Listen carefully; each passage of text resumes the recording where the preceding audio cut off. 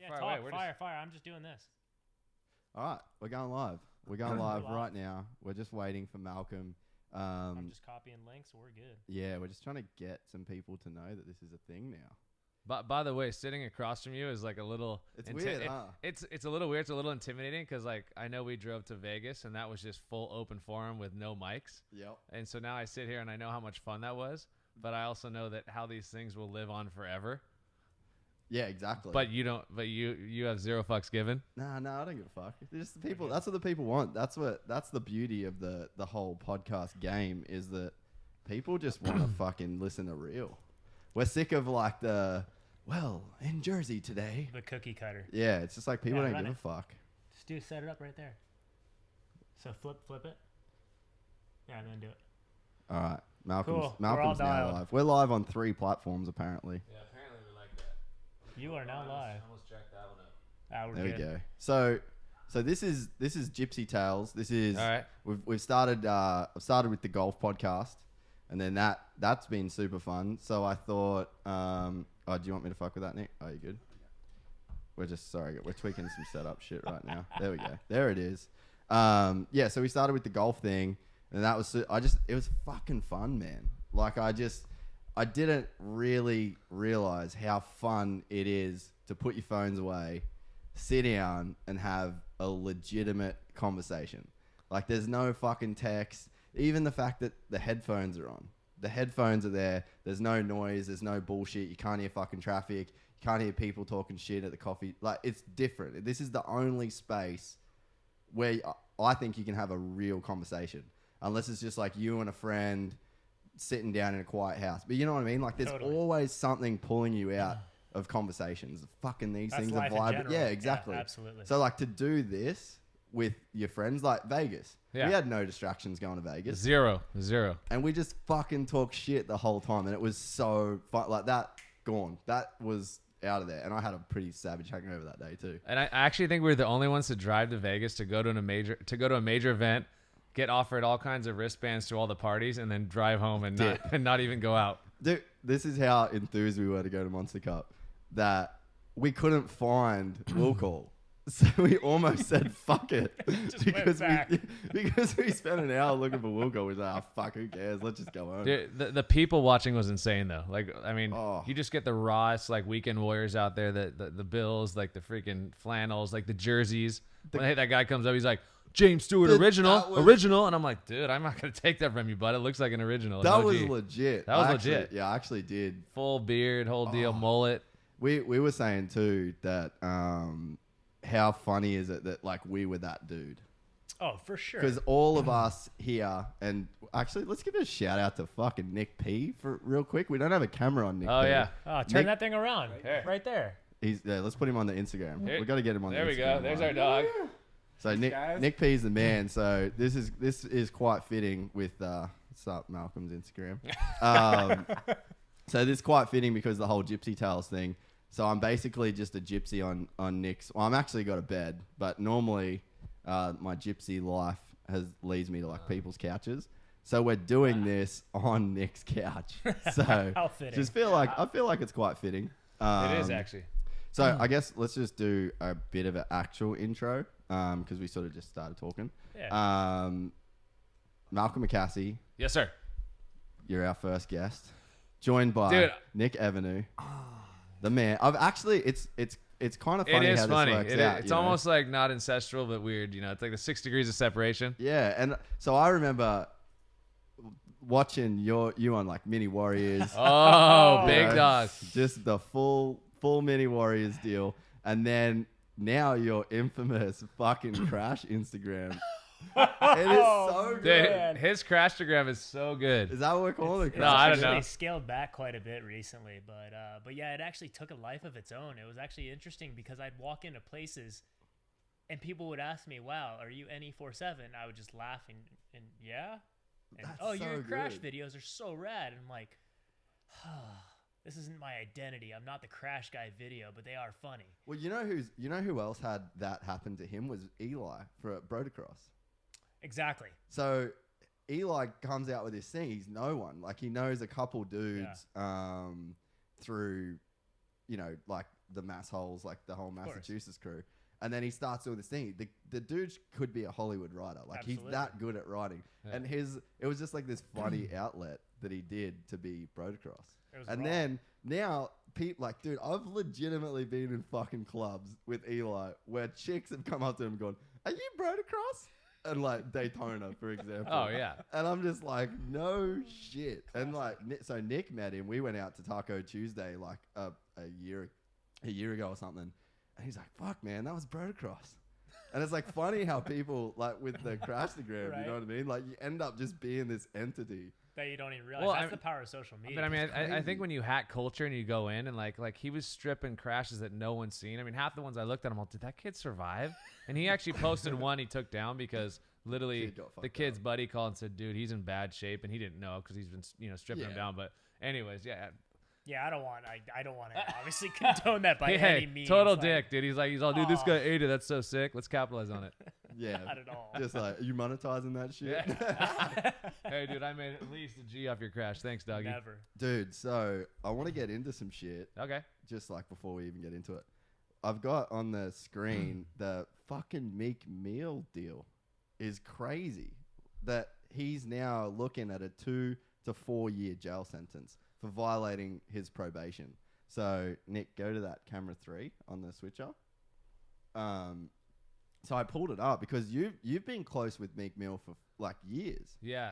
So, dude, what's going on with that shit? Well, it's kind of funny because actually the last post on my Instagram right now is a shot of me and him. One of the first times I took him and his boys on dirt because obviously they ripped the bike life in the street, and I guess here's my thing is like life is so controversial. Everyone wants to attack for every different little thing, but I got to know these guys really well. Yeah.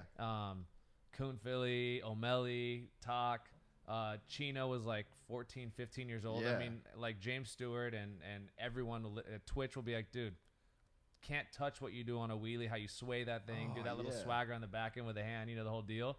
But it's so crazy this thing's blowing up because when we started, Meek was been on probation since he was like, I think 18, 17. And his probation officer had such she just like wanted, a vendetta. Like example, okay, give us your whole schedule. He'd give the whole schedule to his probation officer. He'd be like, okay, I'm going to be in San Diego. If he broke his probation, that basically, of course, he could go back to jail. Yeah. Literally, I believe it was she, had the whole schedule and then would be like B2 Philly within 3 hours. He's like, you have my schedule. You know that I'm not even here. I can't be there. So it was like the one thing that I saw multiple times was like he couldn't even live his life. Yes, he made a crime. Yes, he did something wrong. I'm sure we're all innocent, right? We've never done anything. Yeah. But it's like the judging and the craziness. But his probation officer, of course, when you see a guy that's worked hard, that came from getting shot at to all of a sudden, creating this crazy energy, finding his zone with the whole music, the bike life, the whole deal, and he's making money, he's flying on jets, he's doing his thing. That's a target, jealousy, right? Yeah. And so, anyways, that's the original one. So where my opinion comes from in all this stuff happening is that I watched how bad he suffered with the probation officer. Finally got a new probation officer. What happens then? He's dating other big names. Yeah. He's going through all this crazy stuff. He's blowing up and everything's going great. Got in a little controversy with some other some artists and stuff, but he was doing his thing, and then you hear the thing about the judge saying, "Hey, you give me a shout out." Basically, give me a shout out on a boys. Hey, give me a shout out on a Boys to Men. Literally, like at the time he was dating Nicki Minaj, and said, "Hey, give me a shout out." And he's like, and Meek is just humble. Yeah. He'll just be straight up, but I appreciate it because he's never let me down. He's always came through. I mean, whether I'm at a club that's sold out or some event of his, and he'll just be like, get my boys in. He's always been a stand-up dude. And it's like when you look at life and how cynical and just corrupt everything is, I'm like, he's a little Irish white dude doesn't deserve to get in. And this guy's like always having my back. Same with O'Malley and all his boys. They just stand for what's right. Yeah. Does that mean they don't do wrong? Wheeling a dirt bike. I went to court when I was 6, 8, 10, and 12 because I'd take my bike down the streets when a lot of crazy chaos was going on in my house, a lot of drugs and crazy things. I was a little dude. So I just go pin it down, down to the local 7-Eleven, But I guess the hard part for me is this. Is like everyone will be like, well, you should learn. You should not do things wrong. I'm like, dude, when you're on probation, if you sneeze or walk wrong or show up a minute late, it's almost like worse than like being late to class. The original crime. Yeah. Well, they treat it like it's worse than the original crime. And the crazy, like, so I was looking into it. I didn't even know any of the shit was really going down. And I was talking to Jeremy about you coming on, and Jeremy's like, "Oh, yeah, you got to talk about the Meek Mill thing." I was like, "What the fuck's the Meek Mill thing?" And then so I like read up about it, and it's like I didn't see what was his original thing. Like, what is, because it was 10 years ago that he was on probation. It was when I had all the details a while ago, but it had something to do with a gun. I think Nick had a little bit. It had something to do with a gun. But by the way, every motherfucker has guns in America, people. Dude, his story, no different than many genuine guys out there that grew up in real situations. I mean, guys that I look up to and who were at like Nipsey Hussles and guys like that. It's like, we don't have, not everybody, and I'm sorry, everyone's got their own story. Like, mine was crazy in its own way. Dude, survival was no joke. To get out of the hood is no joke. Yeah. And then when you watch someone persevere and push through this whole deal, so yeah, he got busted. I'm sure he knows, okay, cool, I did wrong, whatever.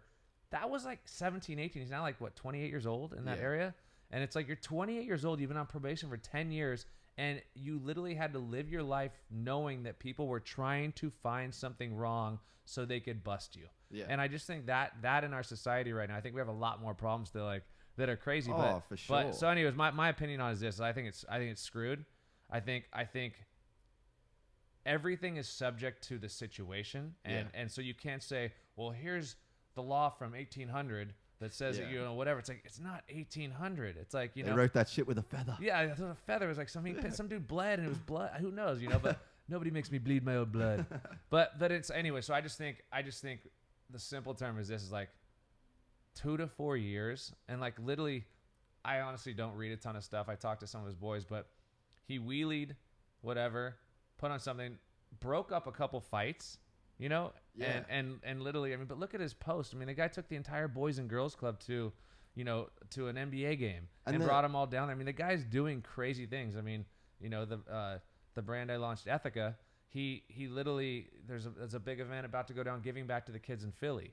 It's just like, it's just too many things are on the positive to like try to do a 2 to 4 years for something 10 years ago. And like the crazy thing to me is that the punishment doesn't befit the crime, and anyone could see that. Like, if I took the Nick's dirt bike out right now and I fucking wheelied up and down the street, nothing would happen to me. Dude, for real. That's the Aussie mentality, though. That's where you come in, dude. But for real, nothing would happen. Well, I've been to court here one time for driving without plates on my car. I didn't have plates, and then it was like I went in. And the chick's like, what's the deal with why didn't you have plates? And I was like, I just didn't get them in the mail yet. She's like, then what about the driving without a licensing? I was like, well, I've got a license. I've got an Australian. I'm Australian. I'm not American. Like, so I have a license. I just can't get a California one. So then she's just like, all right, cool. Well, you need to leave here with something. So just $200. She literally asked me, are you cool with paying a $200 fine? And I was like, yeah, I can pay a $200 fine. So she goes, all right, well, on the way, you walk downstairs, and then there's like a place, and you tell them the slip. Here's a slip, and then paid $200, and that was it. So, like, that was for my what I went to court for was driving without a license and not having plates on a vehicle. I mean, dude, you come all soft spoken. You got your glasses on right now. I'm just trying to feel there might be some other sides of the story. Like, I don't know if it was a hit and run. I don't know what's going on. Is that here. like hashtag white privilege though? Like, dude, is that the definition of white privilege? I don't know. This bearded bandit though, I think was up to something. Yeah, Ned Kelly status. but so the thing is, yeah, you're looking at doing 2 to 4 years. It's a weird punishment culture to me. Like, why punish a dude? If I'm the judge, right, and I go, this motherfucker's rich, Meek Mill's got money, right? So then you get this dude, and you're like, he's rich, he's got notoriety, especially within Philly, and like America, he's a massive name. Yeah. So wouldn't you go, like, what's the point of sending a dude with money and influence to prison where he can't do shit, and he just goes back into a system? If you're the judge, why don't you go, all right, man, I'm going to sentence you to 2 to 4 years of community service where you teach kids about guns, where you have to donate some of the money that you've got. Like, wouldn't you rather put someone into like a positive system than a negative system? Like, say you're just a black dude in Philly, you're in the hood, you got caught doing the same thing. Then it's like, not that I can understand that you'd send them to prison, but it's like, that dude doesn't have as much to offer to society. So it's like you've got this message that's being spread right now. Like, so Meek Mill goes, he's going to have a career in 2 to 4 years. He's coming out and his shit will be in the charts. Absolutely. So it's like, but what's he going to fucking rap about now? He's going to rap about fuck the system, fuck this, fuck that. Like, there's a lot of negativity that would come out of one judge making one call. But you could rewrite the whole, like, how many people would listen to a Meek Mill song? Like, if we went on Spotify right now, what would his top thing? It'd be millions and millions and millions. So there's a message in that. And a lot of it's kids, a lot of it's black kids. So it's like, here's an opportunity to flip the script, and instead of going, fuck you, you're going to jail for 2 to 4 years, for doing nothing, essentially nothing. Like, I've been in fights where it wasn't my fault. Like, literally been hit in the face by a chick because my friend... Prove it. But you know what I mean? Like, I was out, we were nightclubbing. My friend was a motocross racer, never drinks in his life, had a few too many drinks, said to a chick, show us your tits. Sound familiar, Nick? Yeah. Nope, don't know what you're talking about. She goes, show us your tits. Chick thought it was me, punched me in the face, boyfriend tackles me. I didn't have shit to do with that. Like, I can't preemptively stop my friend from saying something dumb to a chick.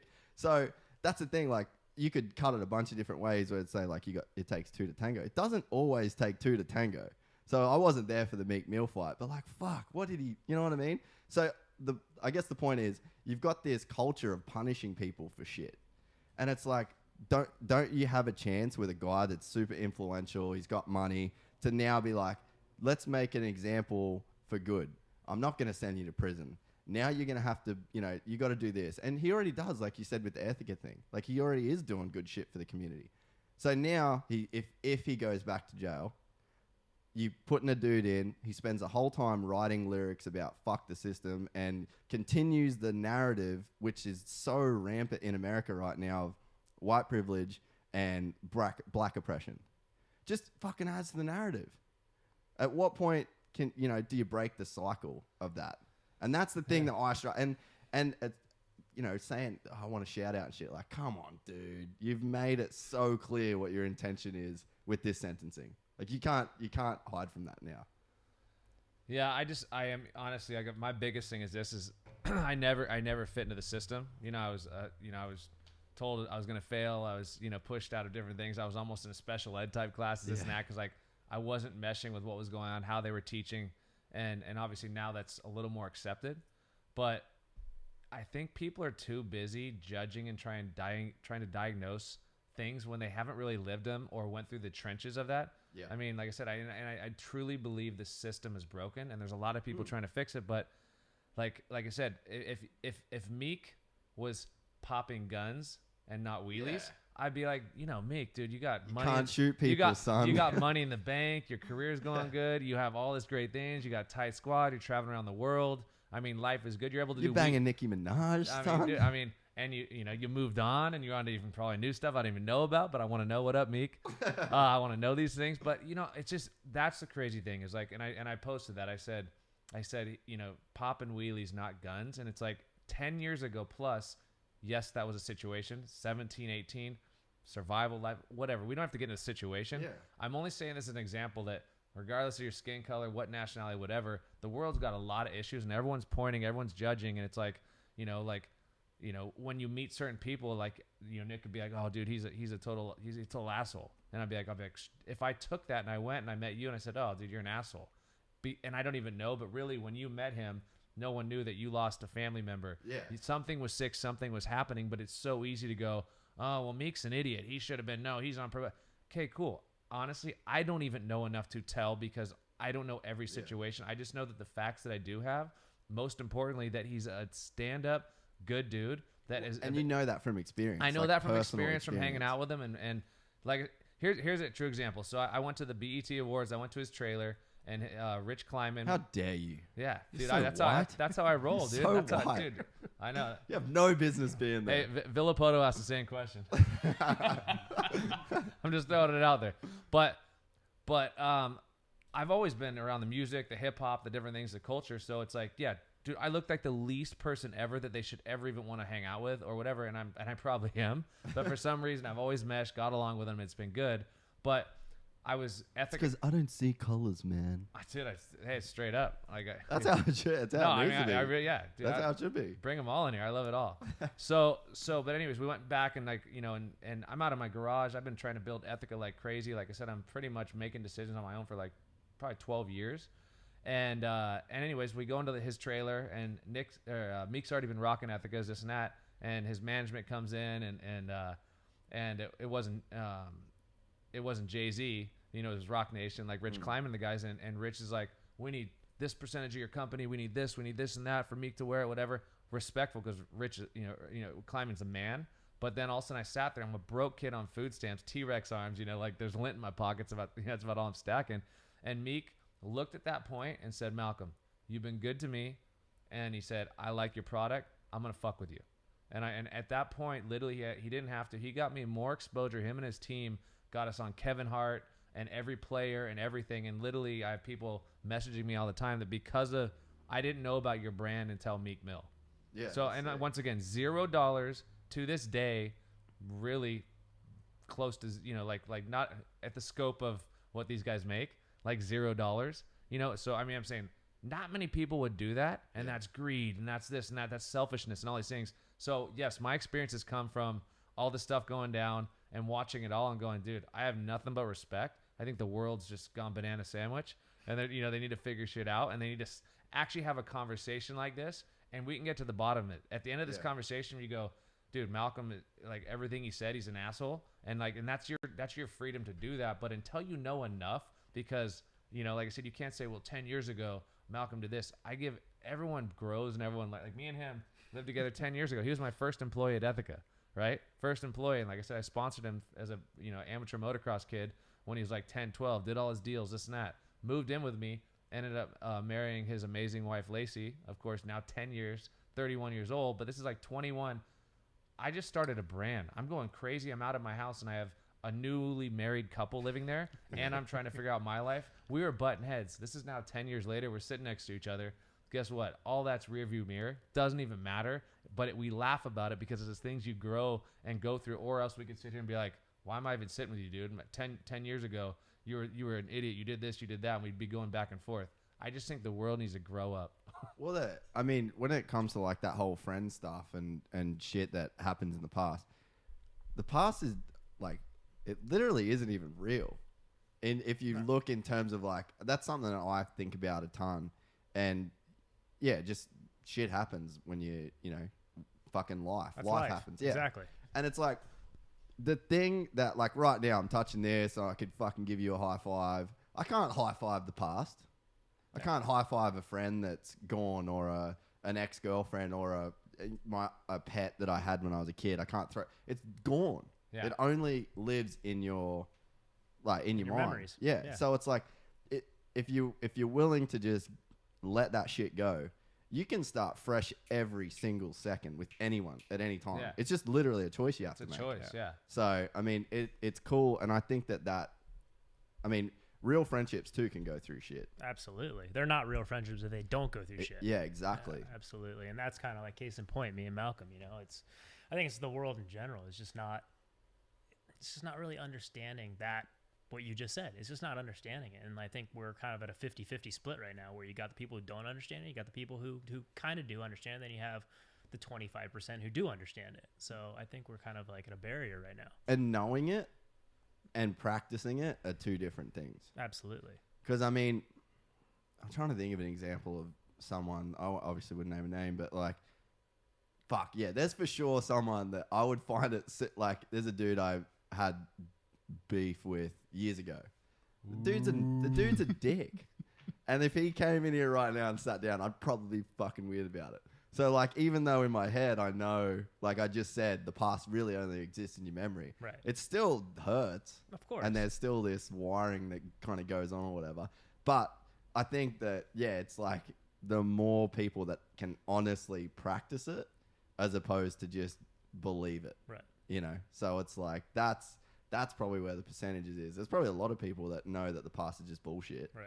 But it's like, actually, if that dude walked in and sat here, I'd be pretty uncomfortable by it. If someone intentionally, like, there's intentionally and non-intentionally, I think if you're growing up and you're naive, or you grew up, like I said, someone could be a full cocky a-hole because he grew up like with some abuse or something crazy, and so he took out on other people. Like this guy could have taken it on you, and that could have been the scenario. But intentionally, when you actually know something, like if I stab you, you're gonna bleed and you could die.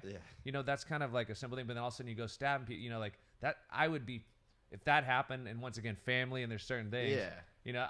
I've been to Australia so many times. The one thing I like about the Australians is that you guys kind of hold it down. You kind of keep it real. You party like motherfuckers, but you kind of hold it down. Like I watched, like, hey, I've got one kidney now. Dude, hey, I didn't realize that he had one, and then I'm like, oh, okay, cool. So you're one out, and you had one. He's like, no, I had one, and I literally smoked that one, and then they had to had to bring back that one with some electric shockers, and like so that was our Vegas story. It was like I'm going, okay, so. I'm like, are you still here, doggy? No, yeah, because I went out the night before. Shout out to Nunamaker. Did you know Jason Nunamaker? Yeah. So we had a bunch of boys who went to New York, and a bunch of the dudes from Tao group were there. And so Derek and Nunamaker hit me up. They're like, dude, we're having dinner at Tao. And I was like, I could have dinner at Tao. And then so we get to Tao, and he's like, it's at 11:30. And I was like, fuck. I didn't really want to commit to it. I'm like, no, that's not dinner. That's like... You get up in the middle of the night hungry for me. Like, I don't eat dinner at 11:30. Yeah. So then we had dinner, and then who was playing? Gucci Mane. Gucci Mane was playing at some club. Oh, no. So they had like a table. Anyway, I didn't... This is how bad my kidney situation is right now. So I didn't even have enough drinks to get drunk, and I was so hungover the next day. So we drove to Vegas, and it took me a minute, man. I had like my hat down, and like me and Malcolm had never even met. The same? That just happened. That just happened. No, I totally spaced. Like I'm sitting there, and I'm like, oh, I'm tired. I'm on this dad life deal, He's like, and I'm sitting. He's like, I slept for 1 hour. And I'm like looking at this guy. I'm like, Dia de los Muertos. He looked like he's like half dead. I mean, you look over, he's like going strong. Didn't nap. Ride there, ride back. Didn't nap on the way home either. No, that was tough. Yeah. I was popping 5-hour energies because Hammer, I love you, Dava, dude. You slid me into that driver's seat real quick for the drive home. And he did to the point where you couldn't even think about it to say no. It was like we were leaving In-N-Out, or maybe the stadium, one of the two. And then he goes, yeah, Malk, you're up. And just chucked in the keys and like stood at the passenger seat.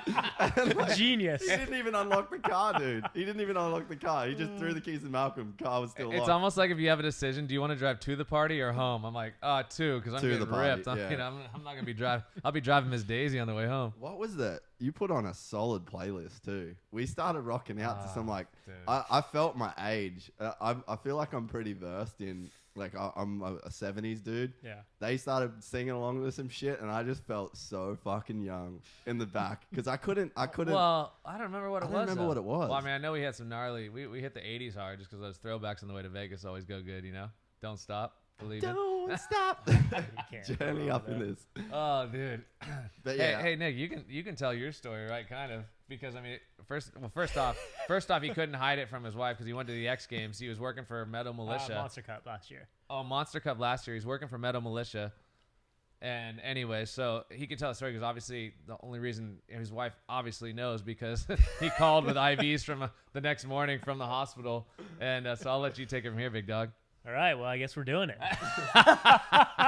Hey, this is the industry we work in. So you got all these great, and So this is a heavy one for me. This actually resulted in my soberness, which I'm at now. That's why are you like, so you're not drinking at all? I mean, maybe a glass of wine once a week. Like very rarely. Like not, very, very rarely. I would consider it not drinking. How much he doesn't, Yeah, fair enough. So yeah, basically, I mean, when you work for the militia, you kind of gotta put a persona on yourself. There's a vibe. It's a vibe. I just want to ask him to do this. Tell the story like we're with you. Because that's hey guys, we're gonna in Vegas right now. Monster Energy Cup. Oh man! Nick, all right. Nick. Here we go. Go. All right, we're off. We're with you. Get ready to go on this roller coaster. So Rich Wilson, if you're watching, you know exactly what the hell went down this whole night, and you're the only one. And Jackson Strong and Rob Adelbert. Tom Robinson. Let's just stop the story at Jackson Strong. I know everything I need to know. I've heard this story. I live this. I live this. I haven't actually heard the story, but you said Jackson Strong. I've lived this. So you know where we're headed. I know. Okay, you know exactly where we're headed. Okay, perfect. You can just go straight to the hospital then, because I mean. Okay, so Jackson Strong hospital. That's the end of the story. No, you forgot this. Jackson Strong, not on his level. hospital. Jackson Strong eating avocado on toast. You having IVs. That's pretty much like how that shit works. No, let's tell the real story. Let's tell the real story. We'll see.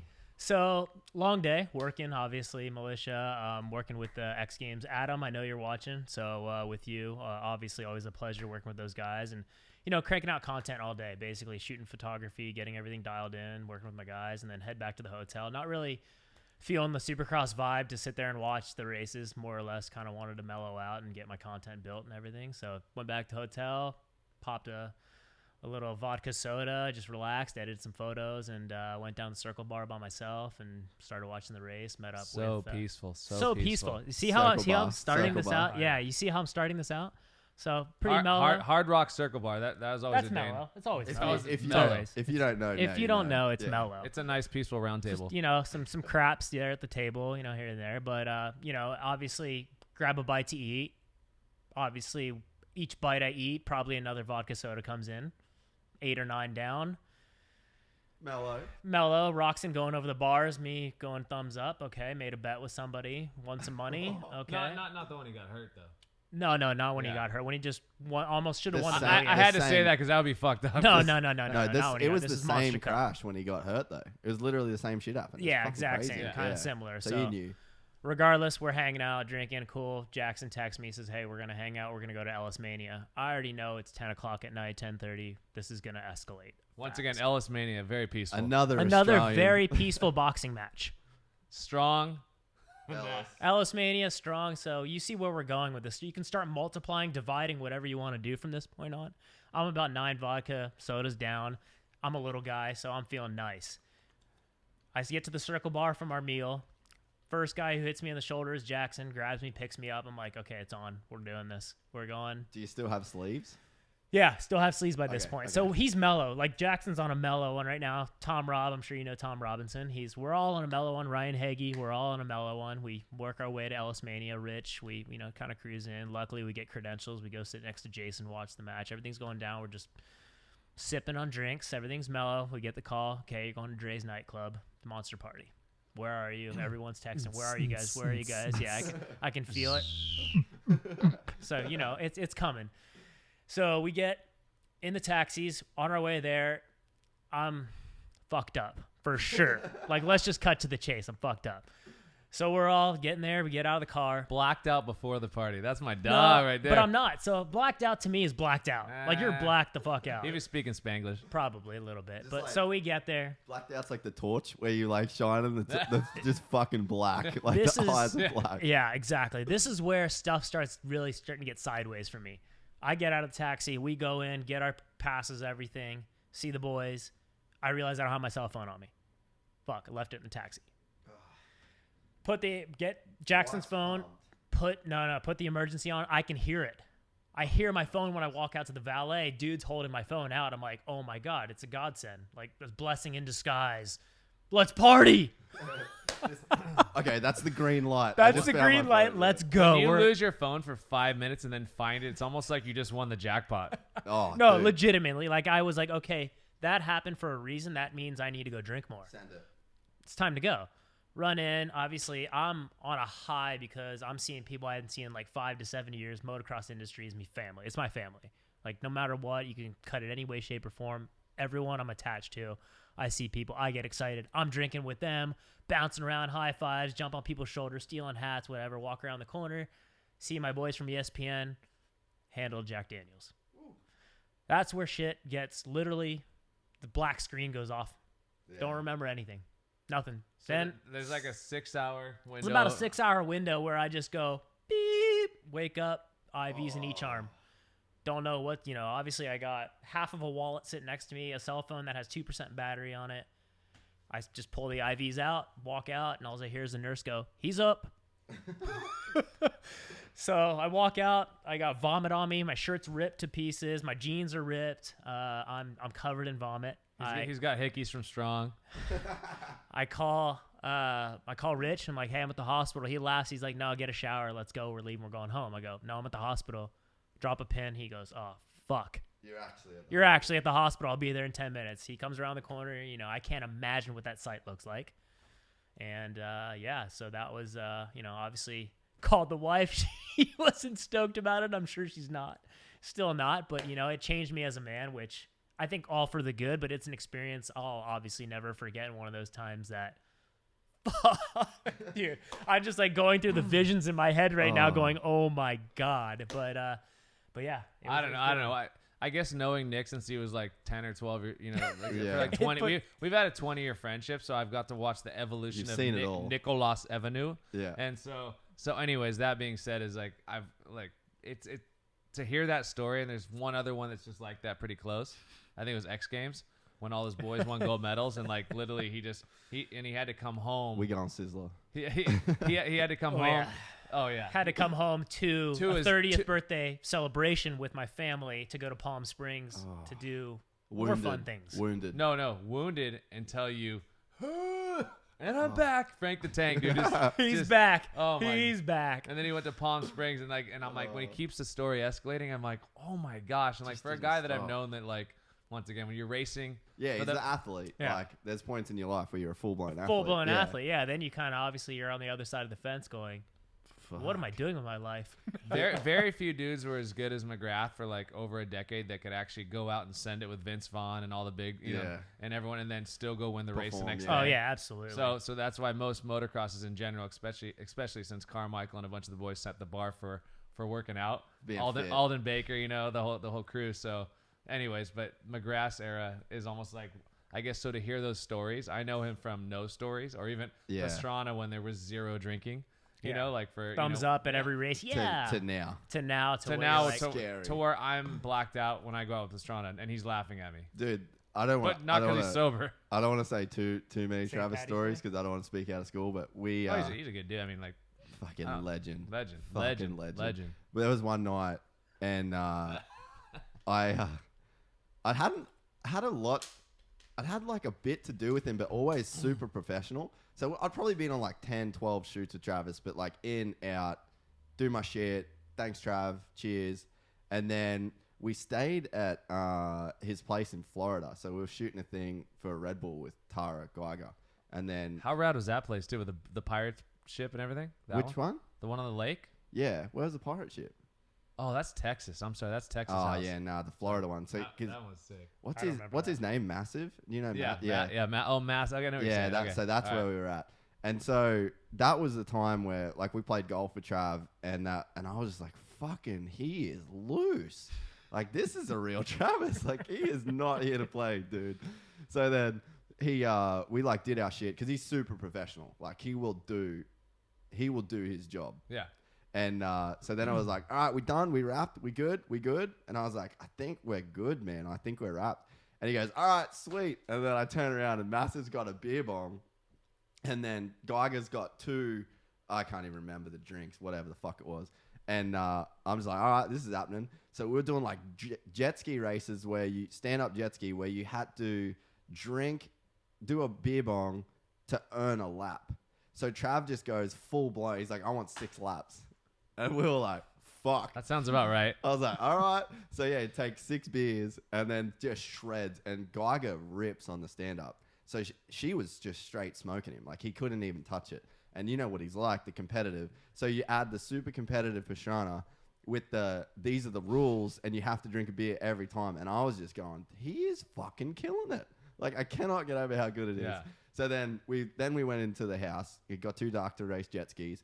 So then he said, all right, it's a shot of tequila to earn a run at Big Buck Hunter.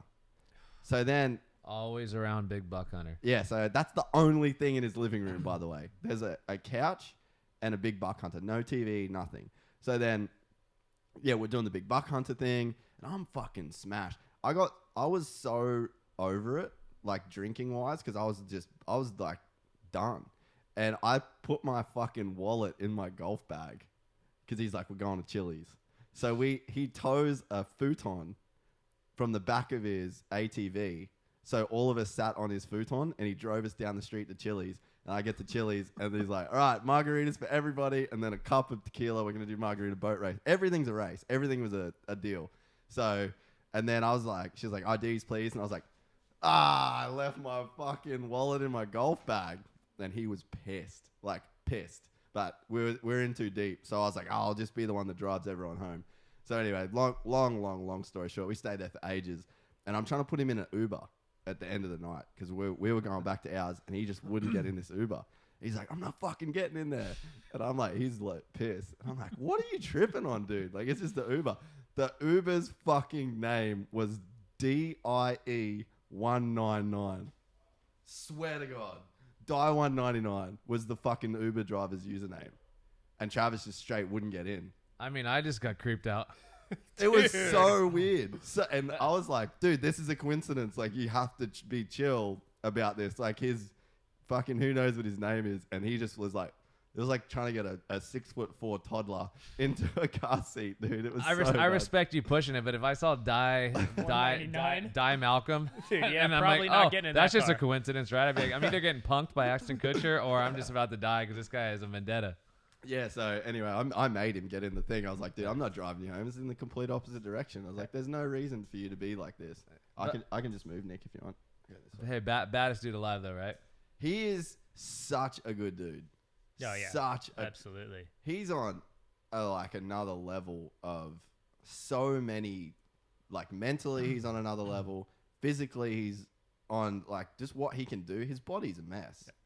And he still goes. He still does like the craziest shit. But everyone whose body is not a mess claims the biggest mess. And his has had like 45 reconstructive surgeries. And you never... I can't even think when I heard him complain in the entire time I've known him. The last time I filmed with him, we shot a thing for Red Bull. And it was did you see when he did that huge water crossing at K-Dub's house? Yeah. So I was like flying the drone and I took you had the scary job. Yeah, no, I had the easy job to be honest. So I was like buzzing the drone around and I've been around enough like people that have gnarly concussion shit going on to know that even if he crashes and hits the water, he's going to get knocked out. Yeah. So I took my shoes off and my shirt, ready to jump in case he got knocked out from hitting the water. Like, that's how gnarly he is. Absolutely. And he still sends it. And just over everybody, over the whole crew, he just mans up and goes. Like, there's a switch in him that not many humans have. Oh. And it's rare. I don't think many will argue with that. No, definitely not. But to see it in person... Yeah, you know what I mean? That's cool. I know. Like to see, it's easy to see it on TV and to you got to experience it. Yeah, but when you're there and they were hitting this thing 5th gear pinned on a RM 500. But he's been like that since day one. Like I've had the opportunity to grow up with him in Maryland, so we were side by side at all times, basically from. Whoa, Nick. Hang on. You know what I mean. Side by side is easy, buddy. From basically 6 years old till 12. 13, 14 when we started doing mini warrior stuff, and he's literally been like that all the time, and he's just escalated into something that I think everyone kind of expected him to be at this level. Like that was him, you always saw it, but he's so genuine and so. It's like hearing Stevie Nicks sing in the shower. You're like, you're gonna be famous. Yeah, you're gonna. Exactly. It's gonna happen. Something's gonna happen here. No, that's just you now. Yeah, absolutely. He's like, I can't even explain it. I have just a funny little story. I think I was 16 or 17, kind of in the prime of my amateur career. He's making phone calls. He's like, Nick, you're the only person stupid enough to do this with me, and you're strong on a bicycle. You want to do a triathlon tomorrow? It's a full tri, so we're going to do 122 road, a 2-mile swim, and a 22-mile run. Yeah, I'm in. When? Tomorrow, 4 a.m., meet me. I'm like, all right, cool, I'll be there. It's just like, he's an animal, and he crushed it, like he's just a freak of nature, and he wasn't even in his prime at the time, and I was, and he destroyed me. It's just mental. It doesn't make sense. It's just like it's some dudes have an ability to just shut the pain off everything and then out. Just go. So and it's out of just pure competitiveness. Absolutely. Like stubborn, you will not beat me. Desire, competitive. It's just a mix of just all positive. And he wouldn't have given a fuck where he finished. Like, he wasn't doing that triathlon to win. He was just trying to beat himself. He win that mental war. It's always a dollar bet, and a dollar's like $1 billion to him. So, exactly. If he loses I think it was like $1 bet between between the Boston brothers, I believe, at the time. He's like, hey, we got who are savages, exactly. So I'm not sure if we beat it. I think we like 19 hours or something like that, but it was ridiculous. But he's a freak of nature. He really is, and he still is. And the thing is, like, a normal dude, right? Like me, I'm gonna do mammoth motocross next year. I quit racing dirt bikes in like 2008, and I honestly, until last weekend, my best friend who I didn't really grow up. I guess we've been friends for like 12 years. He moved into my town. It's a pretty cool story. He's like a little fucking Viking dude, 5'5", and just tats everywhere, neck tats. Looks like a pretty intimidating dude. And he got a flat tire at our local track. Where we grew up was tropics, hot as fuck. And it was summer day. It's probably 105 degrees, 100% humidity. And he gets a flat tire 2 laps in. And he parked next to us, but in the sun. We had like an easy up and all that deal. And his tire goes flat, and then he just starts loading his bike up. And I was like, fuck, that sucks. Like it's not like our tracks aren't like here where it's just open every day. It was like once every 2 weeks as a practice day where you can ride the track you race. And so we walked up to him and we were like, hey man, like we could help you fix that shit. And yeah, he was just like, fuck, no, it's all good, don't worry about it. And we're like, no, like for real, my dad changed his tires, been friends ever since. So I was probably like 16. So he was one of my first like kind of older friends, like mentor dudes, because he would have been like probably 30, I reckon, around about maybe, yeah, like early 30s. And just about to get married, and then he had a kid down the track, and then I'm like his kid's godfather. So like this is like one of my first you know, older friends that kind of like mentor deal. And so anyway, he come over here to race the World Vets at Glen Helen, and he ended up winning the 40 plus expert world championship. And like shout out to Nick won a 30 plus moto. Old man class. Yeah, Nick. No, I don't. Do you ever won a moto? Nah, that might have been the only moto I've ever won in my life. So it was Dude, like hold on tight to that bad boy. Right. fucking whole shot to check out, son. But anyway, like the feeling I got of seeing Nick do well and then Azza kill it just took me back to like why I kind of raced. And then you quit because you sort of, you guys know, you get in the industry, so much shit happens that kind of leaves a bad taste in your mouth. People spend more time talking shit than actually, it's just like, it doesn't lift you up like it used to. You know what I mean? Because you're sort of deep in it. Absolutely. And then you've got like, this guy just fucking switched this brand, and this guy was a dick, and now I don't have a gear sponsor, whatever. So it kind of gets covered in shit. Yeah. And then you don't race for the reason you raced before. And then so seeing Nick and Azza, like it just kind of fired me up. And it's like to have a goal now of like, because I'll be 30 in next July. So I can do this. You know what, dude? I can't do 30 plus. Yeah, you can't. Yeah, you won't be able to. You got to wait another year. No, but I think I'm gonna fake some shit. I think because you're Aussie, dude, you probably have a fake ID anyways. Like I'm gonna fake it. Fuck it. I'm still doing it. That says you're like, it's a month. It's a month. I'm faking it. Anyway, we'll I just like that you. I think the funny thing is like when you come back, you said it's been since what 08, 09? 08, yeah. Okay, so now it's like okay, cool. Yeah, the hype and that buzz of like winning that thing. You come back, you got that glory moment. You got the high altitude. You're breathing hard. Everything's good. The reality is, those you forget about when that dude cuts you off and a freaking peg goes through your leg. Yeah, and you're coming out with like a pirate patch going, arr, arr. Then that suddenly was a bad hype. choice. But then the cool thing is you're at the pub trying to nurture it. It's like a meme, like what I think I look like. Yeah, what you really look like. Yeah. But that's like one of the reasons what fucked me up is I started coming over here, right? So I had all these like dreams of grandeur of like racing. At one point I was like, I'm gonna be pro, and then I was like, nah, you know what? I started like filming legit dudes. I was like, fuck, I don't even ride bikes. Like, I actually don't even do, like, they do this. What I do is different. So I can't, you know what I mean? So I was, like, trying to do it. And then, yeah, first time you see, like, who would have been, I'm trying to think who would have been, like, even the first real dude I filmed. Maybe, like, Mended or something, you know, something like that. Yeah. And I was like, fuck, that's for real. Like, that shit's no joke. Like, I could never do that. So now, and I think that was, like, super disheartening for a bit. Because I was just like, it's totally. Even the pro dudes in Australia, like, you suck compared to, like, you look at James and then them, it's like, you're really not doing the same thing either. So it's like, you just see such a high level and it kind of just gets disappointing. You're just like, fuck. But anyway, to go back to the Pastrana thing, I'll spend the next 8 months thinking about that one race where I'll do 2 20-minute motos and it'll take everything I've got. Like, I'll be fucked by the end of it. He just does that shit on a daily basis. It's no problem. Daily basis. I'm just there. Well, you know that, I mean, obviously live your own life, right? Trying to find your own goals, your own joy. Like if you compare to somebody else, that guy's got millions, that guy's got Yeah, this. that's true. If you try to compare yourself to Pastrana, like his one day would smoke your 5-year cap.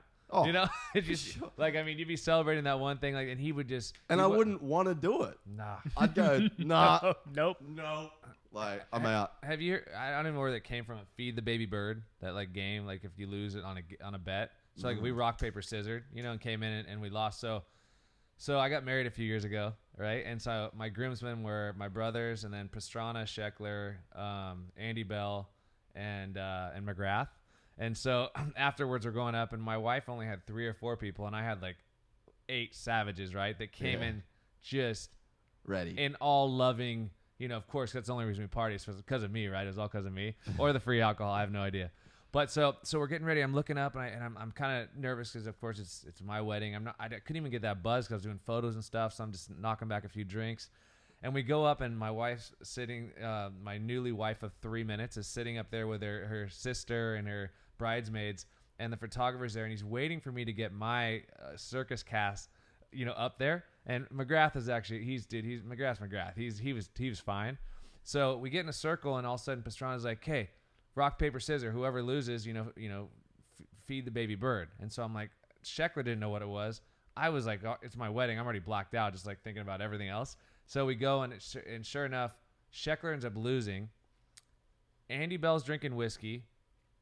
Sheckler's drinking a vodka soda, and Pastrana had a beer or something like that. So what happens when you lose is you have to go onto your knees like a little baby cute bird, and then the big birdie's going to feed you.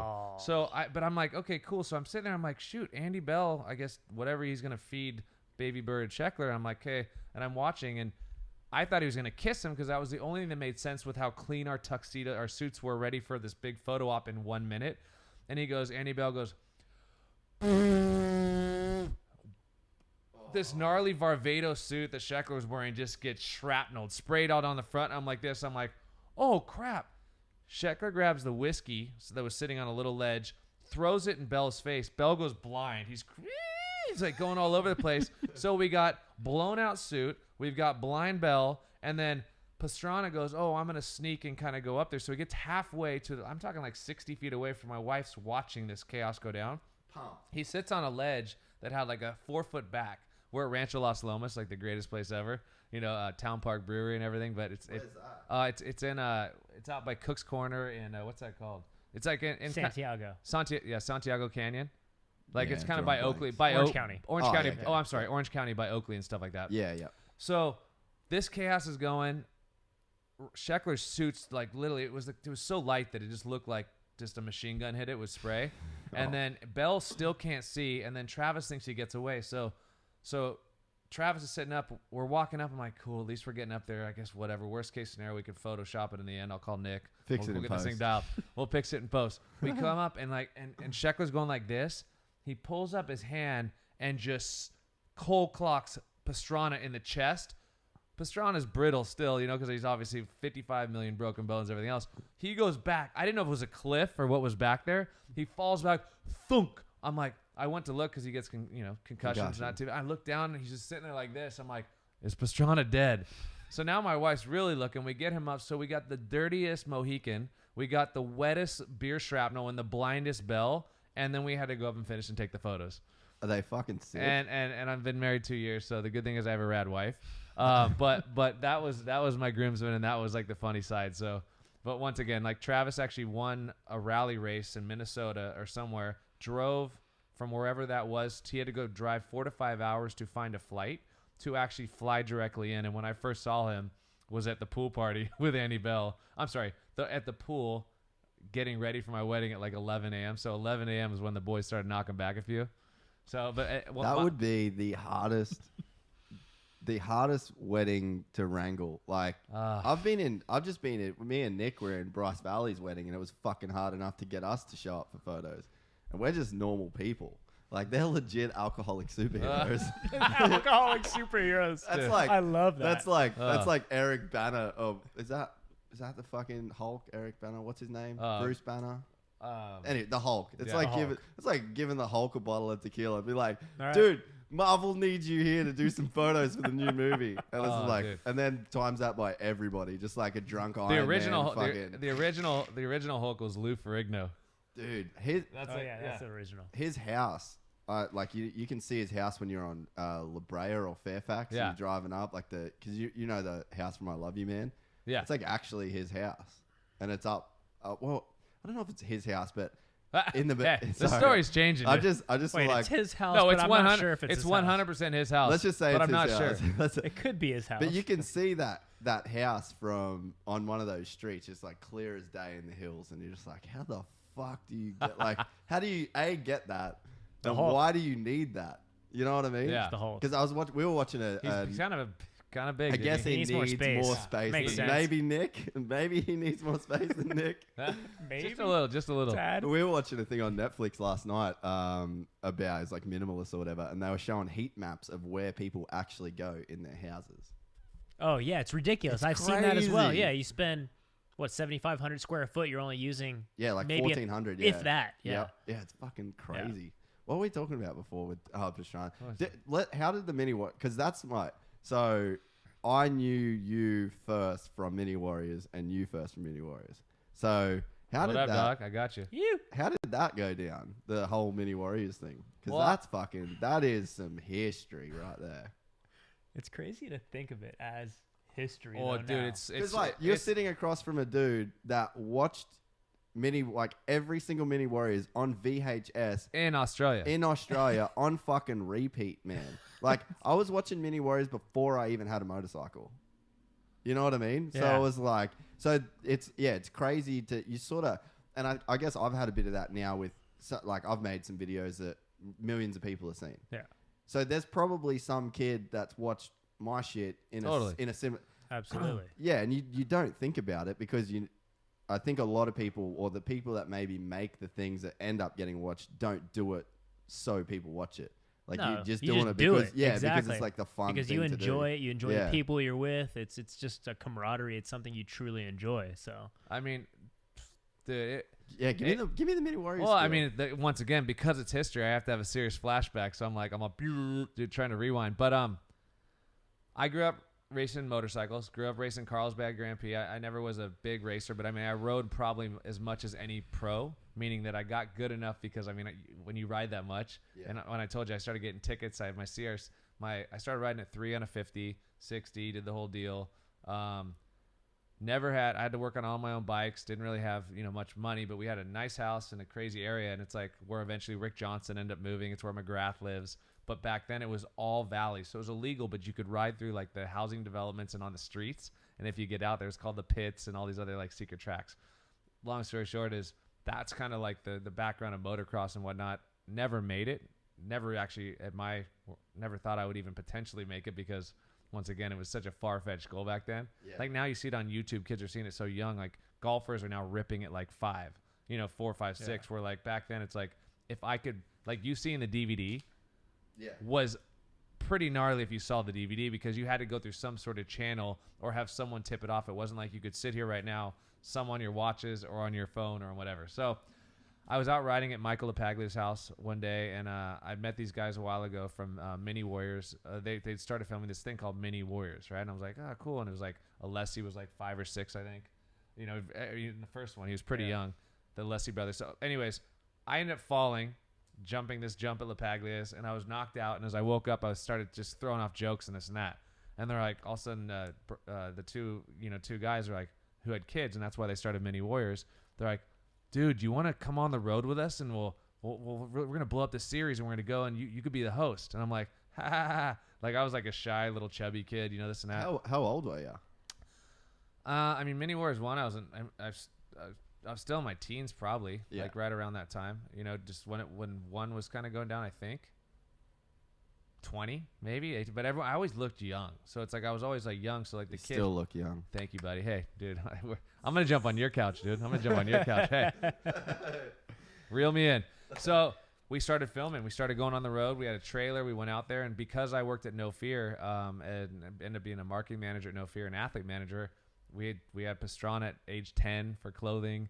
I had all these crazy athletes, and we were doing Taylor Knox, Sonny Garcia. I mean, No Fear was like kind of a Nike type company. I was like probably 16 when I started. I was working in the warehouse, so there's no like glory story. And I was walking around Mark McGuire, Sugar Ray Leonard, Mike Tyson, Brett Favre. I mean, Randy Johnson, like, all these gnarly MLB, NBA. And then, of course, the one that I love the most was Jeremy McGrath.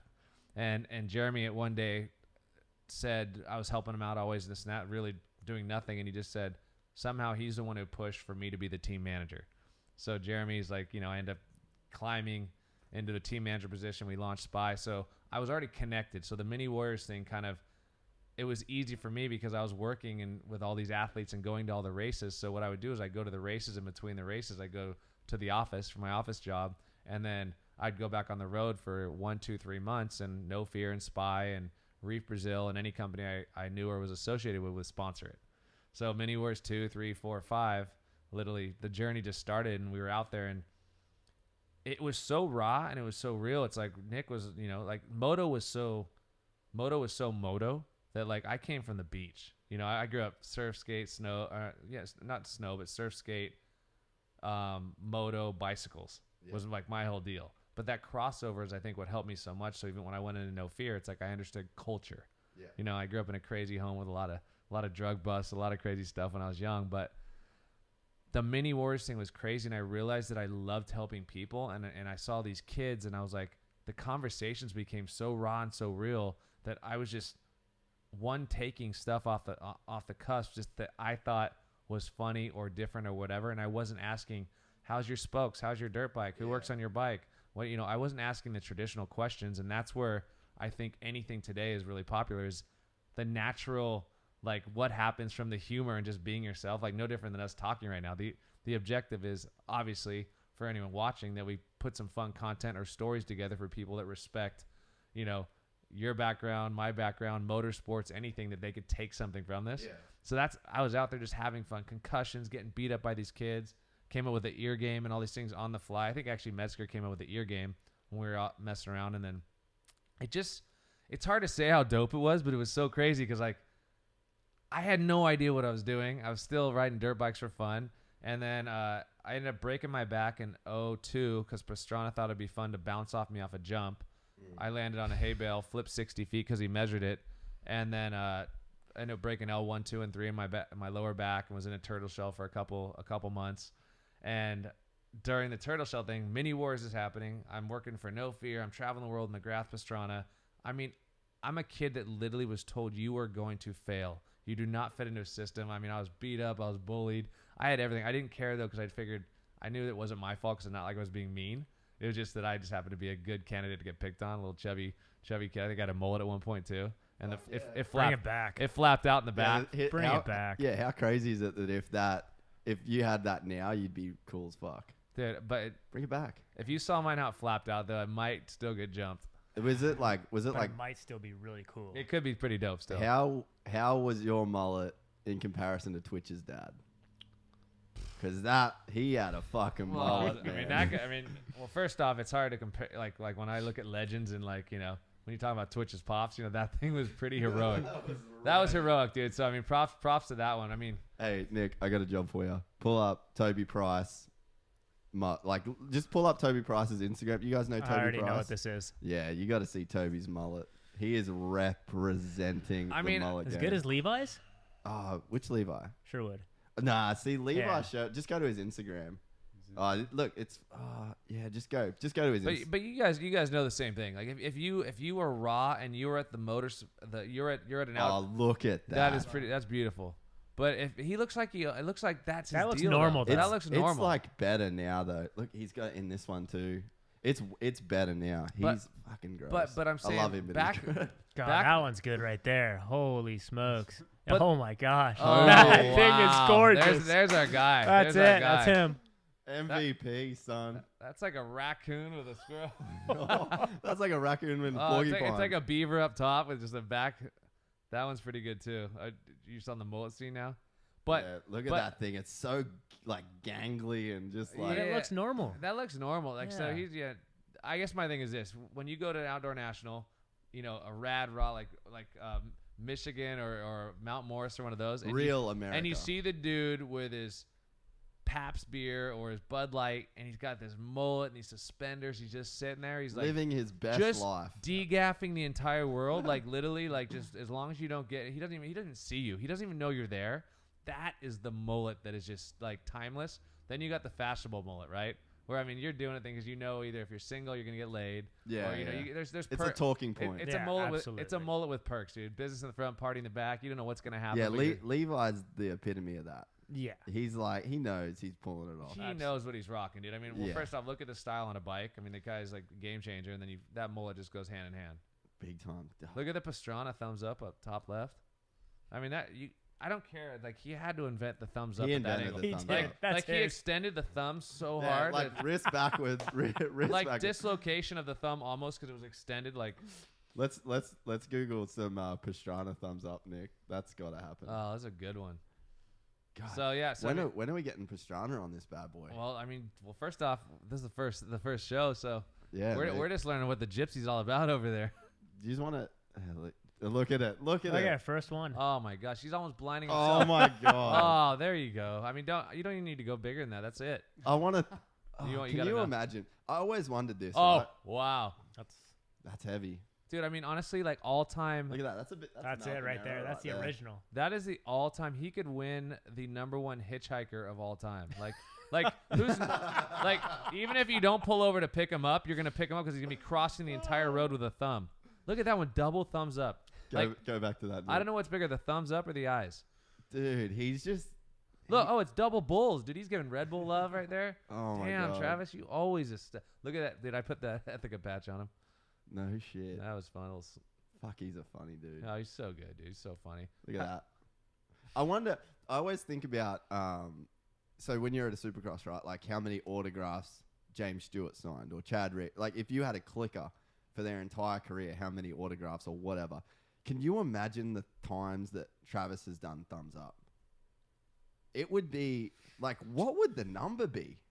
It'd be Tens and millions. Dude, Has to be. like I wonder.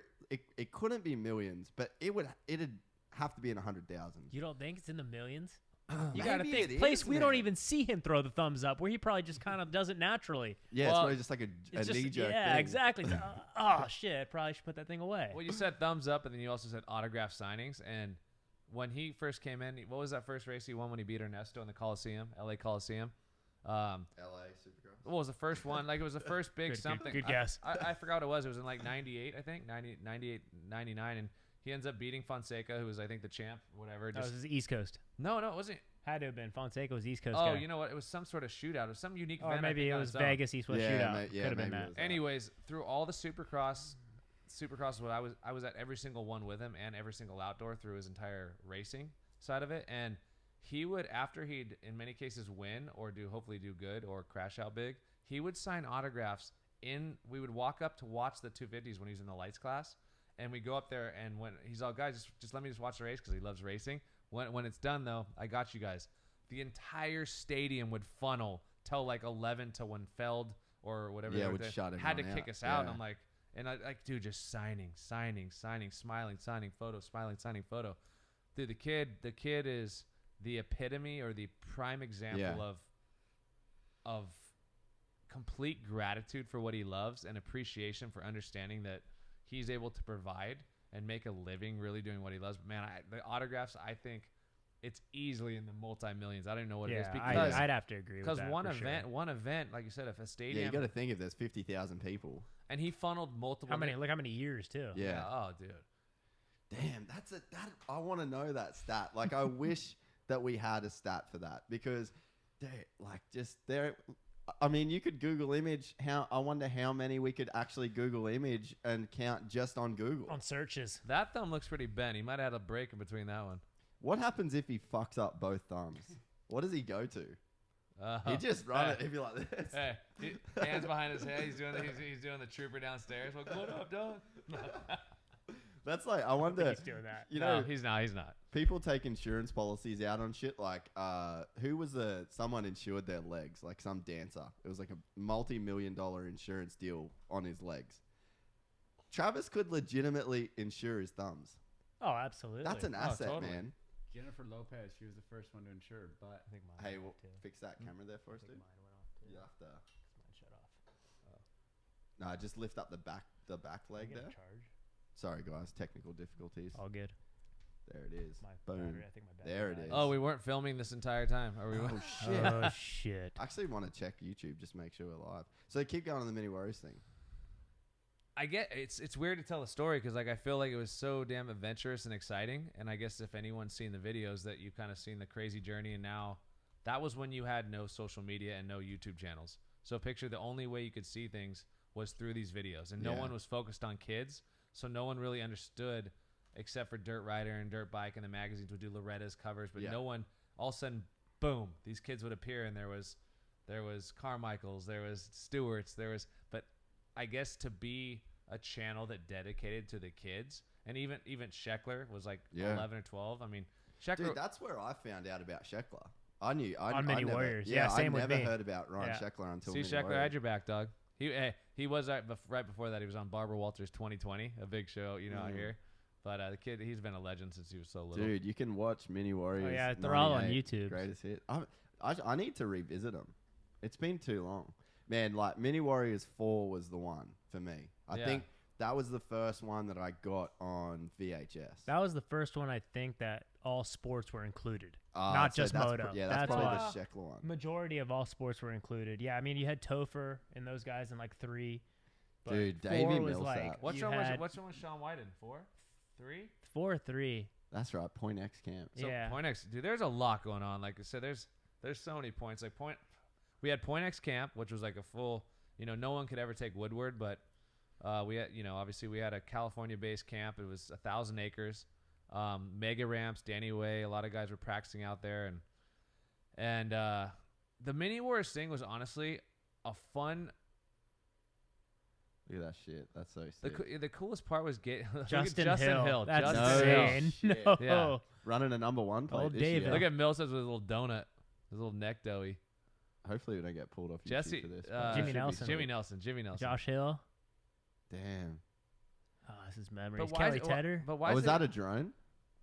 I think it was a helicopter. Helicopter. I'm pretty sure it was a helicopter. Yeah, back then, yeah, it was definitely a helicopter. Had to be a drone. So right? yeah, I don't know. I mean, just to see all these kids and to watch, and like I was going to all the events and traveling around, and all the sponsors and friends that I was buddies with, they all sponsored it. So, this is 4. Yeah. Dude, it's just cool that it inspired people. Like when you think about life and what you did, I had no idea what I was doing. I had no idea that more than 10 people would see it. Yeah. And it was definitely, I wasn't like, oh, it's going to be like Steel Roots and it's going to be like Crusty Demons of Dirt. I'm like, I'd be stoked if like a few people that, they get pumped off it. Suddenly everything started going viral and kids started showing it in their schools. And then all of a sudden, because it was kind of, it was It was so. it was PG-13 or whatever you want to call it. Like something was kind of like, which for me, like I said, I've always been pretty mellow in the sense of things. Like obviously, I do curse, and I curse out of passion, because I'm so damn I'm a huge just person. Like everything I live and everything I breathe, it's hard to explain, but I dive so in that I take it personally. I'm very empathetic about anything I do. So when I was doing this, and when I was spending all the time on the line, but yeah, this whole thing was just crazy. A lot of guys to watch all the pros. When I go to a Supercross now, and all these kids are in the lights, Yeah. and actually some of That's them, like Justin Hill is literally running Yeah. a #1 plate. It's this insane. Yeah, you look at him, you're Year. And like, dude, he's a got baby. Spray painting. I can't even believe he could spell Warriors back then. well, So rad. Nick will do better. Name the guys that like have won plates that come from. Oh man. I mean, it's almost almost all of it's them. almost all of them. Yeah, Yeah. if you think about it. I mean, it's endless. There's McGrath, on McGrath a 50 right here. and he was one that had the best. Even that inspired an industry. Yeah, bro. Jeff Emig. I mean, look at this. The Kelly whole- Tedder. I mean, Kelly Tedder, he, to me, kind of revolutionized how we looked at everything as far as Who was sport. he related to? Not the other. no, Tedders. not the same. No, okay. different. I wondered what happened to him. I never knew that story because he was a badass. A Well, there was- badass. Well, yes. there was a lot of badasses that like I said, like just Nico Izzy, Austin Stroop. I mean, Man, guys. that's a sad story. Those two dudes. Well, That's- dude, Nick sitting here next to me, and why I'm so proud of this guy, it's a testimony to how crazy life gets. When your parents put everything on the line, your family dedicates everything, your life is on the road in motorhomes, at tracks, at a young age, at like 10, 11, 12, and it's that dedicated. He could have taken 35 roads and be blown out on heroin right now and going through drugs. Why? The saddest story that we all know recently is, that just breaks everybody's hearts, Dave Mirra. I mean, And I, like I said, when I hear it from friends, it's like the greatest legend of all time that inspired us all. So that much to this shit. day will forever inspire us, and the legacy he left. I mean, a father, a husband. I mean, all these things. But then he got into to going after being a triathlete. Yeah. And literally zero body fat, excelled, and what didn't make the tour, right? Or something like that. No, I mean, he set the world record, the Ram across the country record with the dudes. And No yeah, shit. I guess what I'm leading to is just like so sad, and like I said, but it's like it seemed like the identity to get past the miracle boy Dave Mirra that was MTV, the Got Milk commercial. I mean, he was the guy that broke it. I mean, Social Distortion. I mean, you'd watch and you get the chills, kind of like what McGrath did for Supercross. And there's those few like pioneers, like Tony Absolutely. Hawk was a pioneer. Yeah. Jeremy was a pioneer. Mirror was a pioneer. I mean, you know? Hoffman. I mean, there's a mix. Yeah. So, but I guess my thing is identity. Yeah. It's like, dude, I've got scars all over my face. I've fallen short of talent my whole life. You know, trying to go for it. But going for it is the biggest thing. But Austin Stroop and Izzy's and a lot of these kids, and where's Tedder and where these guys, I hope some that I don't know are doing good. But like I said, there's so many avenues to fall off in your life. Yeah. And to fall short because you set this bar and you set these expectations, and they're expectations that are so far that your every day you don't even enjoy. These kids go from, I mean, Izzy was the kid. He was the Millsaps. He was winning everything, dominating. He had so much pressure at such a young age. And money, dude. Yeah. And money and Absolutely. parents. Money fucks shit. Dude, Yeah. and then it messes with relationships, the two parents. Yep. I mean, everything gets in the way. I mean, like, Nick, like I said, I think it's pretty open, but Yeah. Nick could say, probably fair to say, $1.5 million on his amateur race career. Yeah, it's At crazy. least. And I mean, he's been on podiums, he's on different stuff, and he's done good, but Did you have an AMA career? Very short-lived. I mean, after 2004 was my last year racing amateur. I raced Loretta Lynn's, and then stepped into Yamaha Troy, which was obviously big shoes to fill at the time, and ended up Massive. getting. I would have Who was on your team then? So I filled in for Josh Hansen, Okay. and then I had Danny Smith, Kelly Smith, Mike Brown as my teammates, heading into Broome Tioga. I was gonna say that would have been Broome Tioga where you went pro, right? Yeah, exactly. Yeah, Broome okay. Tioga. Supposed Yeah. to be Millville, but I broke my hand at Loretta's that year, so I had to take that Pussy. extra week off and Pussy. right? I know. What It was just puss. a Hey, chip, fuck it, dude. I Yeah. would have raced. Yeah. I actually finished out the week and finished third in both pro sport classes. So I was on the couch calling him out, pussy. Yeah, I wish I had Instagram then. right. I would have fucking left a scathing comment. Oh, I would have trumped you.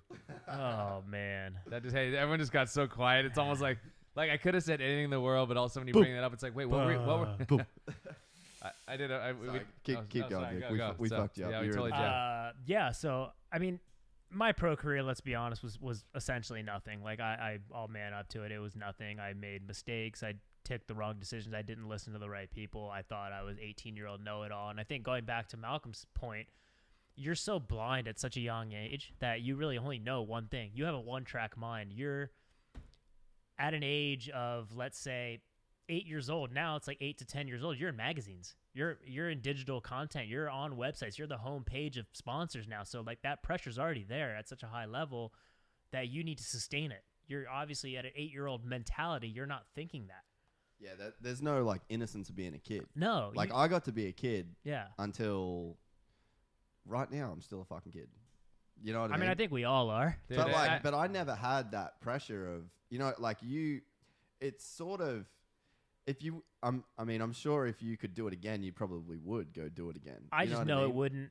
I wouldn't change anything about my entire life because it wouldn't make me who I am today. Yeah, exactly. That's it. Simple. But I mean, yeah, just the pressure to put on a kid, and it like I was gonna say this about the Ethica stuff as well, right? And I think this about my life. Sorry to cut you off or whatever, Okay. but life has and it's something I've been really thinking about lately, especially because of living here, right? I never wanted to live in America. It wasn't you get some people, their goal is to like move from Nebraska and I'm going to go to LA and I'm going to have a podcast or whatever. I'm going to be in movie. Like that was never my goal. I never thought this was going to be my life. I never went on a plane. I went on one plane until I was 17. So like I never traveled. I didn't know shit outside of where I grew up. Right. And it was like one thing happens, and then I bought a camera, and then that was a fucking freak thing. Like I just could take photos, and I could make videos, and I could edit. And you know what? What was it for, the midget kitty porn, or was it for the moto? No, it was for the kiddie porn. Okay, cool. Yeah, and it was just like me and Louis C.K. had a thing. But Sorry, Doug. Sorry. but so it was like I got a camera, and then it was like, oh, you're actually good at this. And it's funny that like the Mini Warriors. So I started filming, and straight up I knew how to make videos because I'd spent thousands of hours watching Mini Warriors and Krusty Demons and The Great Outdoors and all this shit. Yeah. So it was like automatically I bought a camera and I just knew how to do it because the template was there for me. You know? But then it was like this happened, and then I took a working holiday to America. Rockstar fucked my flights up. I was supposed to be... Oh, why'd that just go out? Oh, your camera. Sorry. I was supposed to come here for 2 weeks to film for Rockstar. And then the chick that booked my flights at Rockstar fucked it up, and she booked it for 2 months. And I didn't have any money at all. Like literally no money. My mum was putting money on my card so I could stay the 2 months. And I was just like, I'm out of money. I ended up, luckily got some jobs, and like some people paid me from Australia, and I could like actually live. But then it was like, I got forced to be here for 2 months, and I was like, oh, this is kind of cool. And then when I went back to Australia, I was like, oh man, I kind of could go back. Like there was more stuff for me to do. So then I just started looking for avenues, and then the JDR KTM team came along. Then I shot all that. I was like, hey, I'll do this. I'll go and I'll shoot these videos for you. And then it's like this momentum gets going, and all of a sudden it's 2017 and I'm still here. And it wasn't my plan, but life gets this funny way of gathering steam. And it's like, that's like, I feel like it's with celebrities as a tipping point to where it's over now. Everybody knows who you are, and you're going to be famous forever. You don't like this bus you're on? Too bad, bro. You're here now.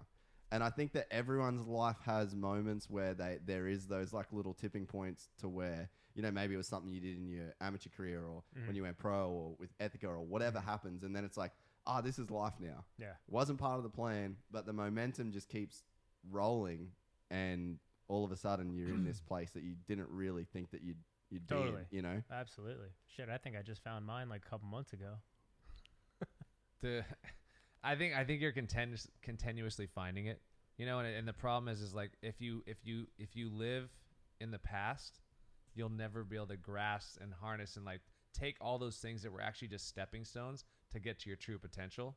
And whether it's Ethica, whether it's Mini Warriors, whether it's, I mean, I had toys of me, action figure toys. I wasn't McGrath, I wasn't Pastrana, and it was because of the Mini Warriors and that I could actually ride that Jack Pacific gave me a toy. That's when I saw my first $50,000 check at like 20, 21, 22.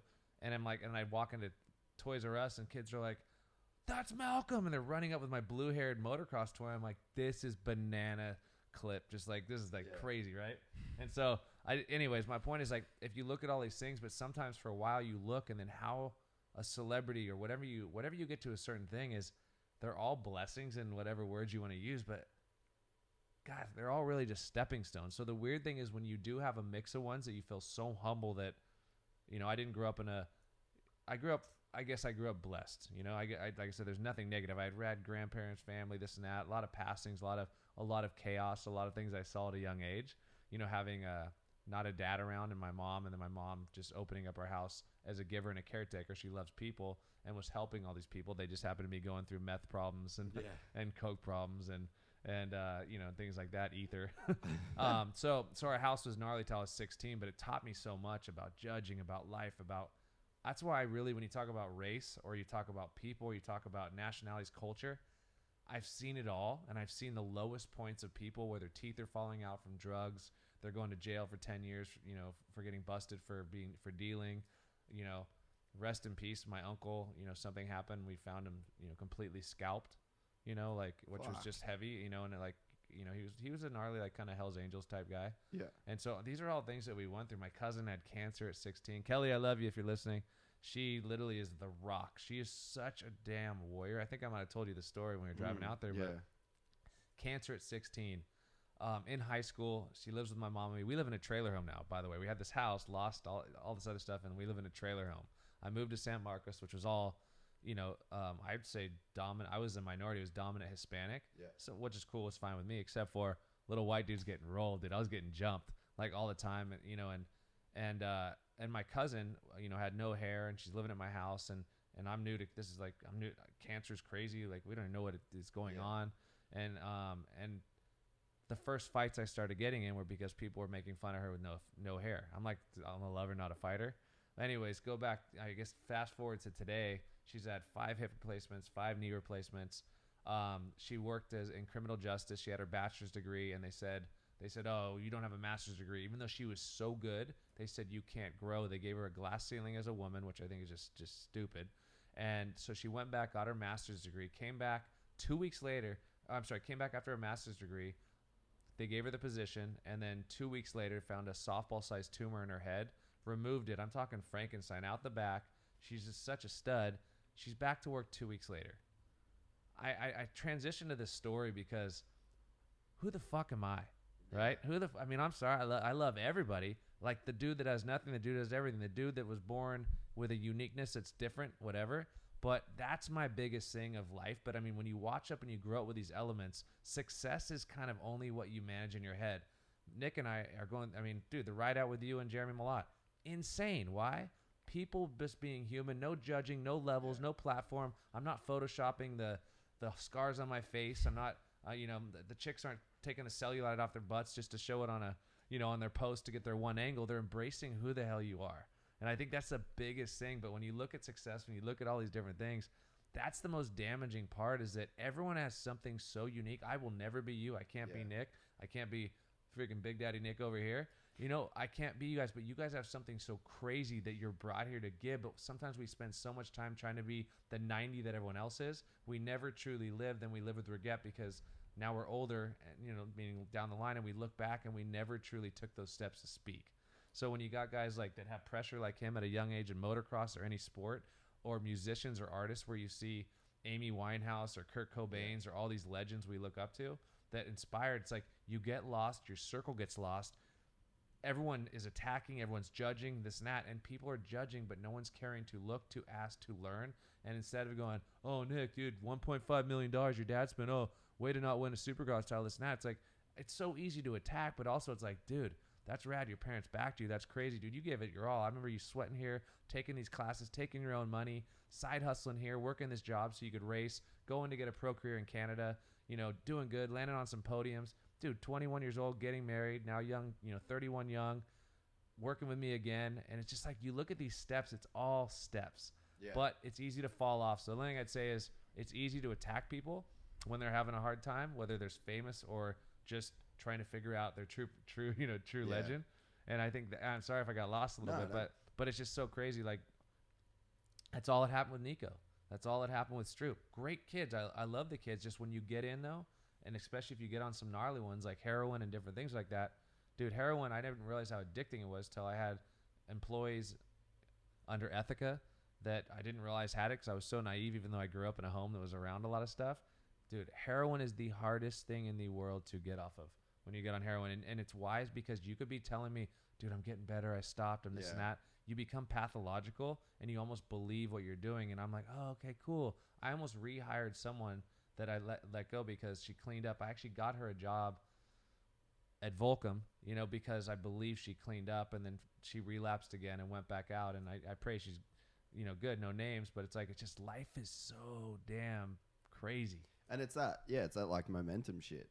And it's like, that was deep, dude. I get it. But that's what I mean. Like, you just get in this fucking momentum. Just get in the system. Yeah. Yeah. And you can't, like so for my example of like, okay, I'll never go, like, say I'll just move back home.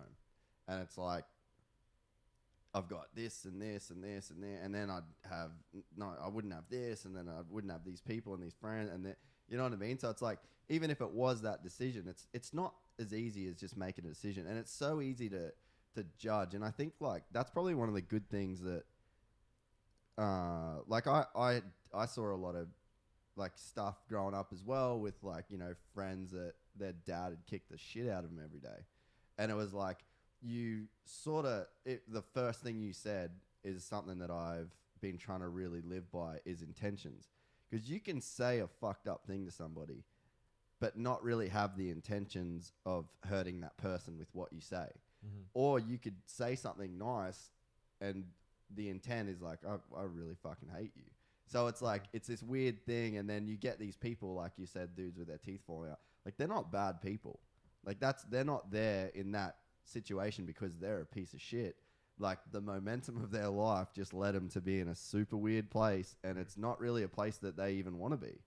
And it's not a place that they can just day one quit and tomorrow their life's different. Yeah. So it's like, and it's super easy to judge those people. Absolutely. Or it's like the Nico Izzy. Yeah. That's like, oh, you fucking blew it, man. You had everything. You had all this talent. You had all. Yeah, like, but nobody realizes what actually transpired to get to that stage. Like, they don't understand. Like, a lot of people go in the forums, you know, and go, oh, he's peace, groups of peace. You don't, unless you've actually experienced it, you don't truly understand what the pressure is. I mean, I got pulled out of school at 10 years old. Pulled out of school. You're homeschooled now. That's it. You don't know anything, but you're homeschooled. My mom's teaching me homeschool. Okay, cool. I'm literally getting taken to the airport on a Friday night to race on a Saturday and Sunday in Florida, getting put back on the plane Sunday night to come back so I can get my school done, doing it 7 weeks straight with Davey Millsaps and his family. It's like, you don't know any better at that time. You're just like, oh, okay, cool, yeah, I'll go, cool. Did I win? Yeah, you won. Yeah, okay, got my trophy. It's like, that's the only thing you know, and then it transpires to this thing like in Nico and Austin where they were on a completely different level than I were. You know, they had their factory deals and they got signed to big money when they like went pro. Bank At that time. Bank at 12. Yeah, essentially at 12. You don't know any better at that time. So the pressure's on you and you know only one thing. Okay, cool. I'm probably going to party because I don't know what partying looks like. And I came in at a late age as partying. And when I found, I'm like, okay, now I truly understand why these guys went down this road because it's an addictive. That's like the Tiger Woods thing. Like, I always say, like, and it can come across the wrong way, but it's like, who am I to say Tiger Woods is a bad person for doing what he did? Like, I have never experienced the level of talent. Like, I'm a golfer. I go hit golf balls. I'm not very good. Mm-hmm. Or like, I'm actually a lot better than the average dude going to play golf. But that doesn't make me even close to that level. You know what I mean? So it's like, I've never even felt what it feels like to hit a golf ball like Tiger Woods. So, and that's just one element of his life. Then is he like a billionaire? Like I think he was one of like him and Jordan. And he's one of the first Nike $1 billion contracts. Yeah. So it's like, I've never had that much. I've never even had $100,000 in my account. I was going to say his exes. No. Yeah. But you know what I mean? So it's like on every single level of his life, I have not experienced anything that he has. Right. So how could I even remotely cast judgment, or how could I say that I would do it different? If I lived every single moment of his life, who am I to even say that I would be different? Or if I was Nico Izzy? But you're speaking so humble right now, but what you could easily do though is you could take the other side because we're all sarcastic, we all have wit, we all have fun. We could be like, oh, that pussy dude, he went this and that. Oh, what was he doing? Those chicks weren't even hot. Blah, blah, blah, blah. You can go on forever, but you didn't grow up with no life. One quick example on this guy is like, it was him, Millsaps, and what was the other dude in the car with my sister? Remember when you guys came? Oh, was it Brian Johnson? Brian Johnson, who was fat. Say Brian Johnson, Davey Millsaps, and I know Nick. where we're going with this one. Dude, these guys come in, they're like, and dude, they're just, how old are you guys? 12?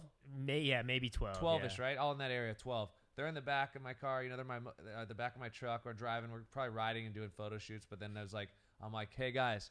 I'm like, my sister was the same age. I'm all, dude, my sister, she was the one that was the hottest girl in school on the beach, the surf, the tan, her friends, like dad created Starbucks. I mean, it was like the full wealth, the whole beach, the whole story. Yeah.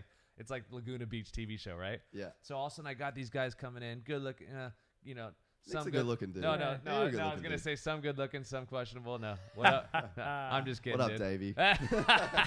Millsaps. I'll say. No, I'm kidding. No, but it's like we're sitting there, dude, we're driving up, right? So picture we're 10, 15, 20 minutes from getting my sister, and they're going to prom, right? So they're 12, whatever little dance at 12, 13 years old.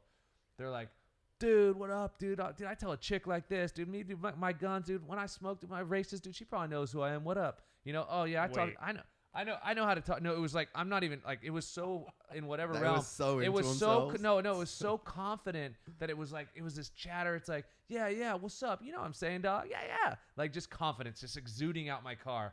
I pull in, 3 blondes walk in, and they get in, and the guys go like this. Not one I'm word. all guys literally talk, and my sister's like, she's Trying to get it out She's a of him. McCassy. She's sarcastic. She's like, "Are you guys sick? Are you guys like dying?" What's up? And they're like, do you guys want to go to like the dance, or do you want to do something like?" And they're like, I'm like, "Dude, you guys are so funny." I'm like, and I think I was calling him out. I'm all sis. 10 minutes ago, dude, my first title, this and that. I can run 5 miles, dude. This is stamina right here, doggy. This is stamina. 12 stamina. years old. Yeah, 12 years. But it was that kind of heat because at the tracks, it was their confidence. The track was their life. Well, you live in a bubble. Exactly. When you're Exactly. that, like when Yeah. you're growing up the way that you did, Yeah. you don't know like, anything. Nothing. But you're a savage in one the bubble. In the you bubble. know? In that little bubble at a track, oh yeah, it's like, oh, so and so sister knocked it, dog. No, I'm just kidding. And even though they didn't even kiss her, they just had a crush on her. Yeah. Like it's at Loretta Lynn's and I was stuff. gonna say like so, Loretta shit. So Yeah. Tiger Woods, that story is the same thing. Dad did the greatest job of raising a champion. He raised a champion, but it's hard to be a kid. It's hard or to young be a adult. human as well. It's hard to be a human Yeah. being. Yeah. When you go into that limelight and you have those types of deals and those types of things at a young age. And by the way, Tiger at the beginning was making money, and I lived in Carlsbad, and he was doing similar stuff before it was bad because obviously he had a wife. But that was already him trying to break out and trying to find who he was. I was in Carlsbad, and that's where wasn't Callaway or one of his Yeah, TaylorMade? they're TaylorMade, all there. Was yeah. it TaylorMade? Yeah. Yeah. Back at the beginning, the whole career probably is that. Well, I think he was I just know Callaway. maybe like that whole industry's there. Yeah, Carlsbad. Like, Carlsbad's the Temecula of golf. Of golf. Okay, Yeah. gotcha. Yeah. So, but I mean, all the restaurants were opening, and like, of course, I'm working at whatever I'm in that area, No Fear, Spy, whatever I'm doing, and like, you know, just the bartenders, you know, the people. They're like, Yeah. dude, Tiger Woods is coming. so and so's hooking up with Tiger, so and so, and this is at a time where he actually could. It's just he was trying to figure out who he was. So once again, the easy thing to do is go, dude. If I was Tiger, that's so dumb. You had all the money in the world. Why does someone have all the money in the world and jump in a freaking car like Bieber or some of these guys? Dude, they don't know any better. They've never truly had. They're invincible. They're walking around. Yeah. It's like and you'd know what it's like even being around like MC and Travis. There's just yes men everywhere. Yeah. And like I've seen a bunch of the James stuff go down, and don't have to name names there. Yeah. Mm-hmm. But it's like, fuck, bro. Like you had to know this was coming. Like Yeah. you've surrounded yourself with dudes that just it's yes to everything. You're the shit. Oh, fuck those fans. Like fans trying to like a good example was he pulled out of going to Australia for the Supercross thing. And man, like Australia's down there. There's not many people that are coming. Like back in the early 90s, you'd get like McGrath and Emig had come down. Then the scene went away. And then all of a sudden it's back now. Adam Bailey and boys are killing it Yeah. with Yeah. the Supercross thing. Yep. Everyone's starting to go there again. It's a big deal to Yeah. people. Like there's a huge motocross following down there that has just been shut out for years because of just the general industry. Right. James announces that he's coming, right? And then Chad's going, and obviously they have a legit history Yeah, where absolutely. they don't like each other. And so then James pulls out, and I was doing some stuff with him. We played golf together right around when it was happening. And then he had these people talking to him about like, because he got fucking heat, man, on social. Like he got chewed. People hated him for it. He was getting people like this. It's obviously too far, but like death threats and like gnarly shit. And he was just so in this bubble as to why these people fucking hated him. And I was like, and then he had all these people around him that were like, fuck them, James.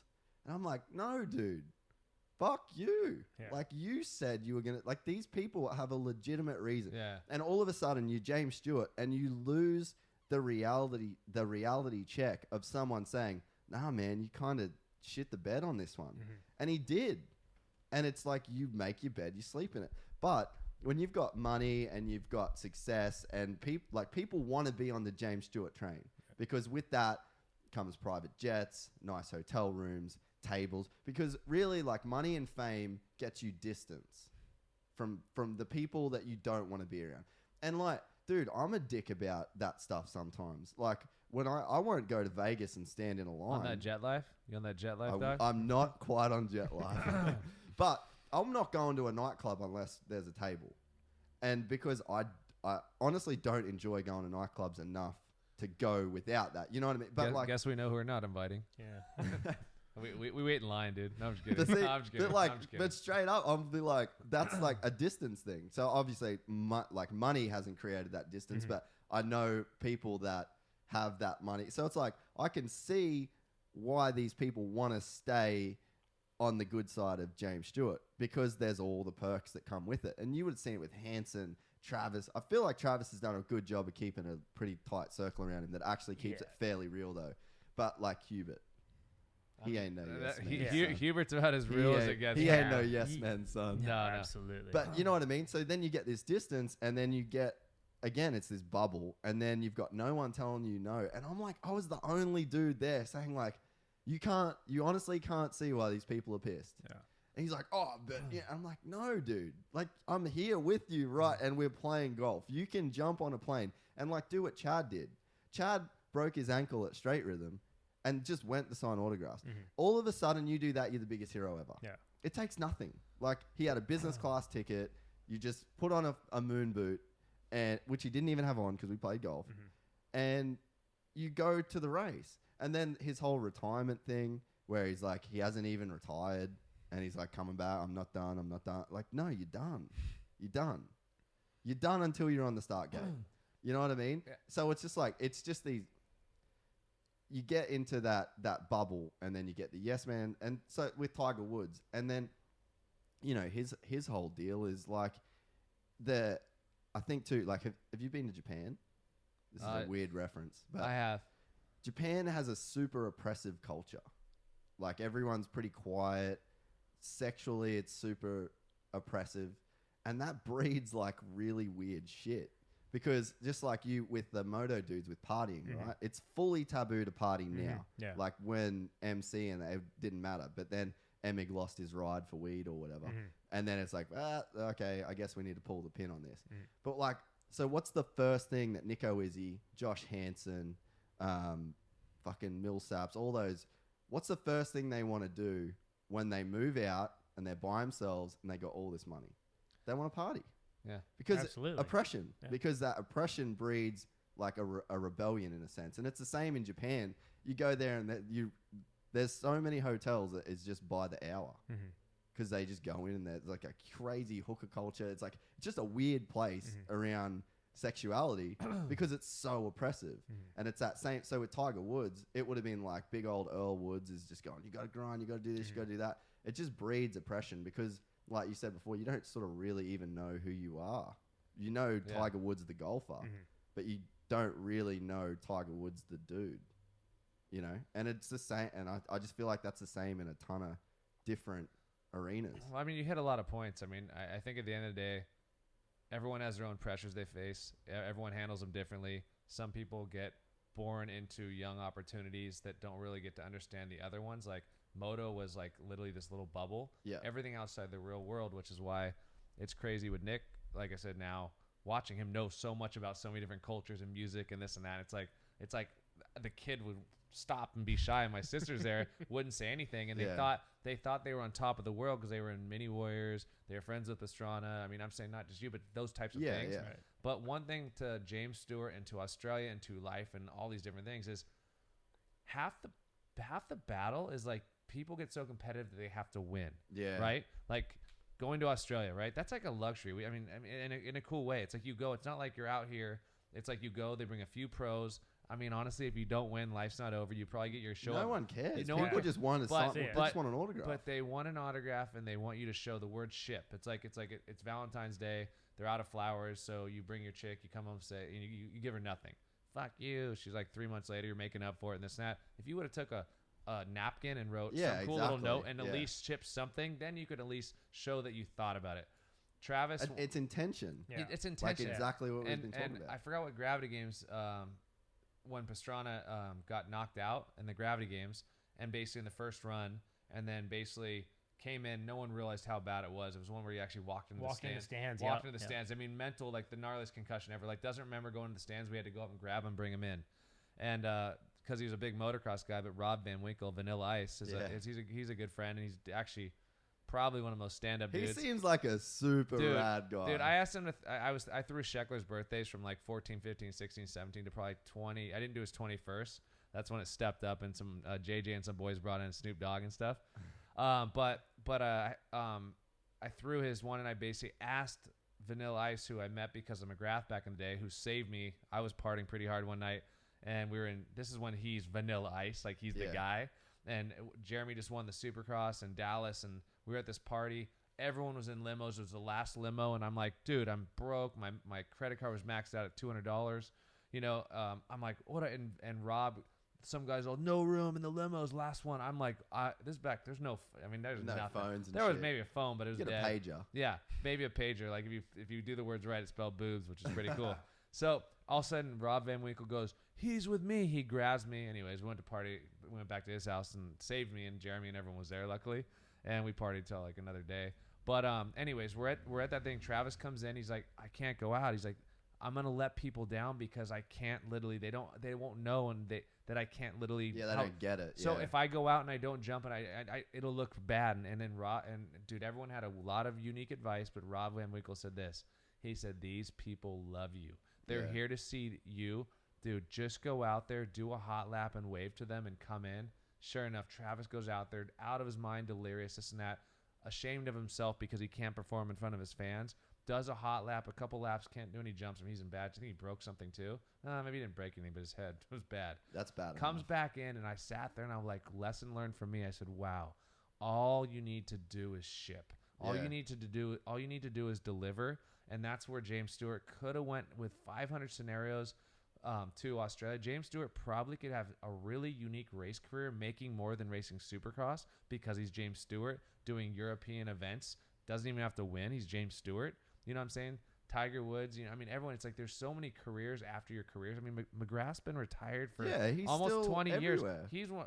You know, we work with him on his on his social stuff. Yeah, him and Jason Anderson, which is just. I mean, I love all the riders. I respect them all, but Jeremy, of course, is my entire mentor since I was little. Yeah. Travis too, but then Jason Anderson is. I just respect the kid. He's such a dope kid. I like his style. He is a cool dude. He's just cool. Dude. He's just a cool dude, and like so the fact and Nick and me both. I mean, McGrath was Nick's childhood hero. I mean, Jason Anderson to me is every potential to be, in his own right, a unique, new, fun face and talent that can actually open up the sport of motocross to where it needs to go again. Dude, my favorite Jason Anderson. Like this tells you who he is as a dude. He's gonna go Wolfpack. He's going Wolfpack. Is he going Wolfpack? All right. What's Wolfpack? Don't worry about it. Continue. Yeah. We pick him up. We're going to Outback or something in Claremont because that's like the spot you go. Yeah. There's only one. Dude, you're like Chili's guy in Outback, aren't you? I don't do Chili's, but I'll definitely. Well, you did. Definitely. Well, obviously he's gonna mess with some Outback. Come on. Yeah, come on. Listen to the accent. They're like, oh, you want a Foster's? Australian for shit. Yeah, it's Australian for fucking. Come on, man. So anyway, we pick up Ando, and he's got this TV. His house is empty, completely empty. And I was like, did you just move in? He's like, no, I've been here for about 8 months. I was like, oh, that's cool. I didn't want to be like, all right. But so he's got this TV, and then the TV stand is the box the TV come in. And I was like, you're not into like TV cabinets and shit? He's like, man, they're about $400. And I'm like, I know how much money you make. And he just was like, nah, I ain't fucking spending $400. I don't have to. And I was just like, that is so rad. It was so rad, but dude, he's a smart dude with his money, and like I said, he's just a real dude. He's a real person. Dude. Yeah, absolutely. He's rad. It's been such a pleasure getting to work with him these last couple months. So yeah, it's awesome. I love the kid, and we wanted to go to Australia, but we also knew that we probably wouldn't be here with you because I don't know if we would have made the flight back. I'm just saying, even though he doesn't. I'm not drinking right now, but he's obviously slowed down since his little story stint. I don't know whether I'm dumb or I've never gone hard enough because I've never had a night that's been a full deterrent. You know what I mean? Like you get some people that. So I just don't. Yeah, I haven't woke up in a hospital bed though. So maybe I just haven't gone That or hard you're just a enough. legend. No, but see, I don't want to claim that. I'm either dumb or I haven't tried. That's what I'm thinking. I've had some pretty bad ones. Like deterrence. Like seizures. Oh, fuck. He might win. Like You win. Like Speaking of seizures, is Nick having a seizure right now? hey, don't go die on us, buddy. Don't go die on us. We need you, Nick. We need you, bud. Oh man. He's not even smoking or anything. Oh, yeah. Fuck it. Sorry. That's classic. We're good. Oh, I love it. What are we talking about? Everything. I think Yeah. this is Oh, probably your seizure. I had a seizure. I flopped out of the bed, blew the blood vessels out of my eyes, and lost my driver's license Is for a that from month. drinking? It was from sleep deprivation. It was from drinking. I went to Havasu for night. We're out there filming the Nitro Circus TV show or whatever, and Pastrana, all the boats and everything. And I left my car at some place. I had to walk in 110-degree heat, dehydrated the next morning. Drove 6 hours back home. Fell asleep, and then woke. I don't know if I woke up in the hospital, but I mean, my eyeballs, they're tired right now and red, but they're blood vessels just blown out. And I went in, they did all the EEGs and all the stuff, but it's like, dude, it was bad. So it was alcohol, sleep deprivation. It was probably stress. It was just a mixture of It was shit. stress. It was a lot of things. I mean, I didn't sleep much because like I was traveling nonstop. And dude, it's a testimony to taking care of yourself. And there's a lot of people in this industry that, as you know, with your freaking hang on to that bad boy kidney, you know. but it's like you go and you really don't know. And we're so damn lucky that you know, God bless us with these bodies that are able to take on so much. And you just don't know what it is till it is. Yeah. You know, and so I mean, until you and like I had that seizure, I didn't drink for a while after that. And of course, Probably the move. but yeah, it's a good move. But it's also crazy. Like when I'm sure everyone who rides dirt bikes gets asked this question from everyone that doesn't. How come you kept riding after you broke your arm? How come you kept riding? I'm like, well, first off, it's hard to ever explain. Dude, our dude's dying back here, dude. You got some All water right? on that? No, I'm sorry. Do you want this? I almost feel like we have to 911 this one and just freaking. Oh, something got stuck in Hey, Who's got a pager? hey, prove how much it's your boy, dude. CPR, dude. He needs some rest. Oh, dude. Hey, fuck, Mouth to mouth. I'll make out with Nick on Yeah. camera. He's like, I'm not even really. You don't even have to be coughing. Hey, Evennou got all pumped. The wrong Nick. What was I? Oh, that's like the one thing that I'm grateful for with my motocross career is that I feel like I can just take shit. That like, so you hang out with a dude that I always get this all the time, and it's not trying to be a hero, but I always get this all the time where you do something and you're around people that have no moto experience. They've got no never really they're very super risk averse. They've never really thrown themselves in situations that are like risky. And then they go like, oh, fuck, you're gnarly. I'm like, nah, man. Yeah. Like, we just rode dirt bikes as a kid. And I had 2 broken collarbones where it was broken collarbone number 2 and 3, where I didn't go to hospital because the first one I broke, I went to hospital and they said, oh, yeah, we can't really do anything. So I'm like, oh, well, I'm not going to go to hospital for the second one and the third one because the first time they didn't do anything. So you just you're not thinking about it. You're not thinking you're tough.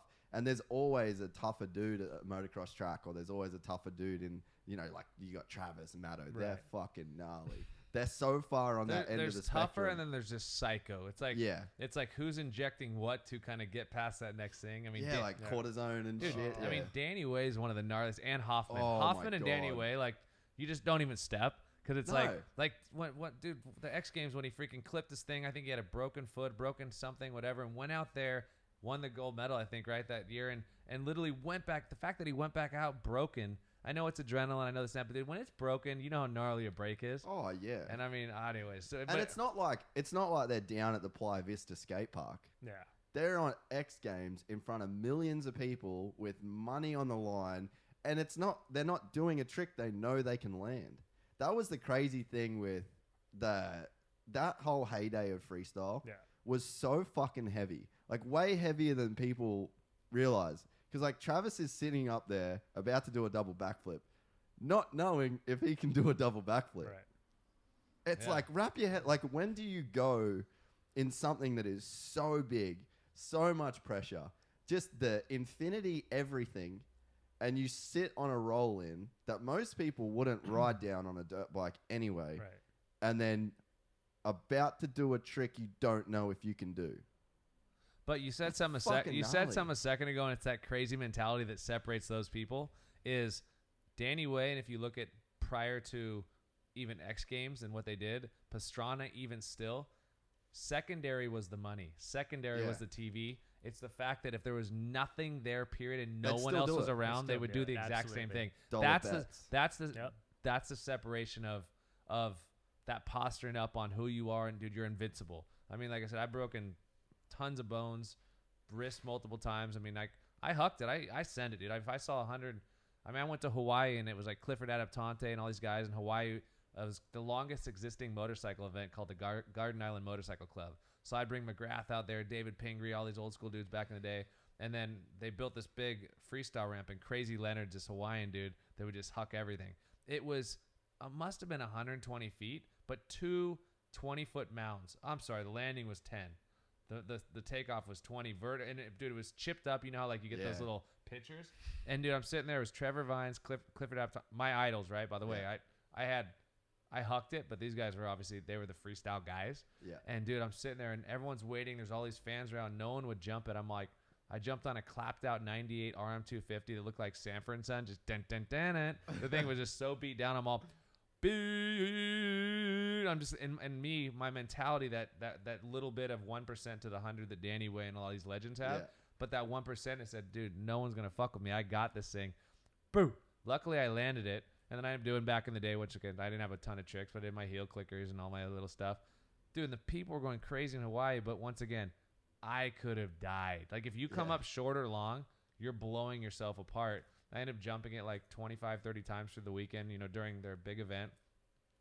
Once again, what is the stupidity? Where is that mindset? Now I'm a dad. Yeah, I don't want to say I'm soft, dude, because I'm trying to hawk up the gun, keep the gun show going. But at the end of the day, is like half the stuff we did because we grew up not knowing any other way.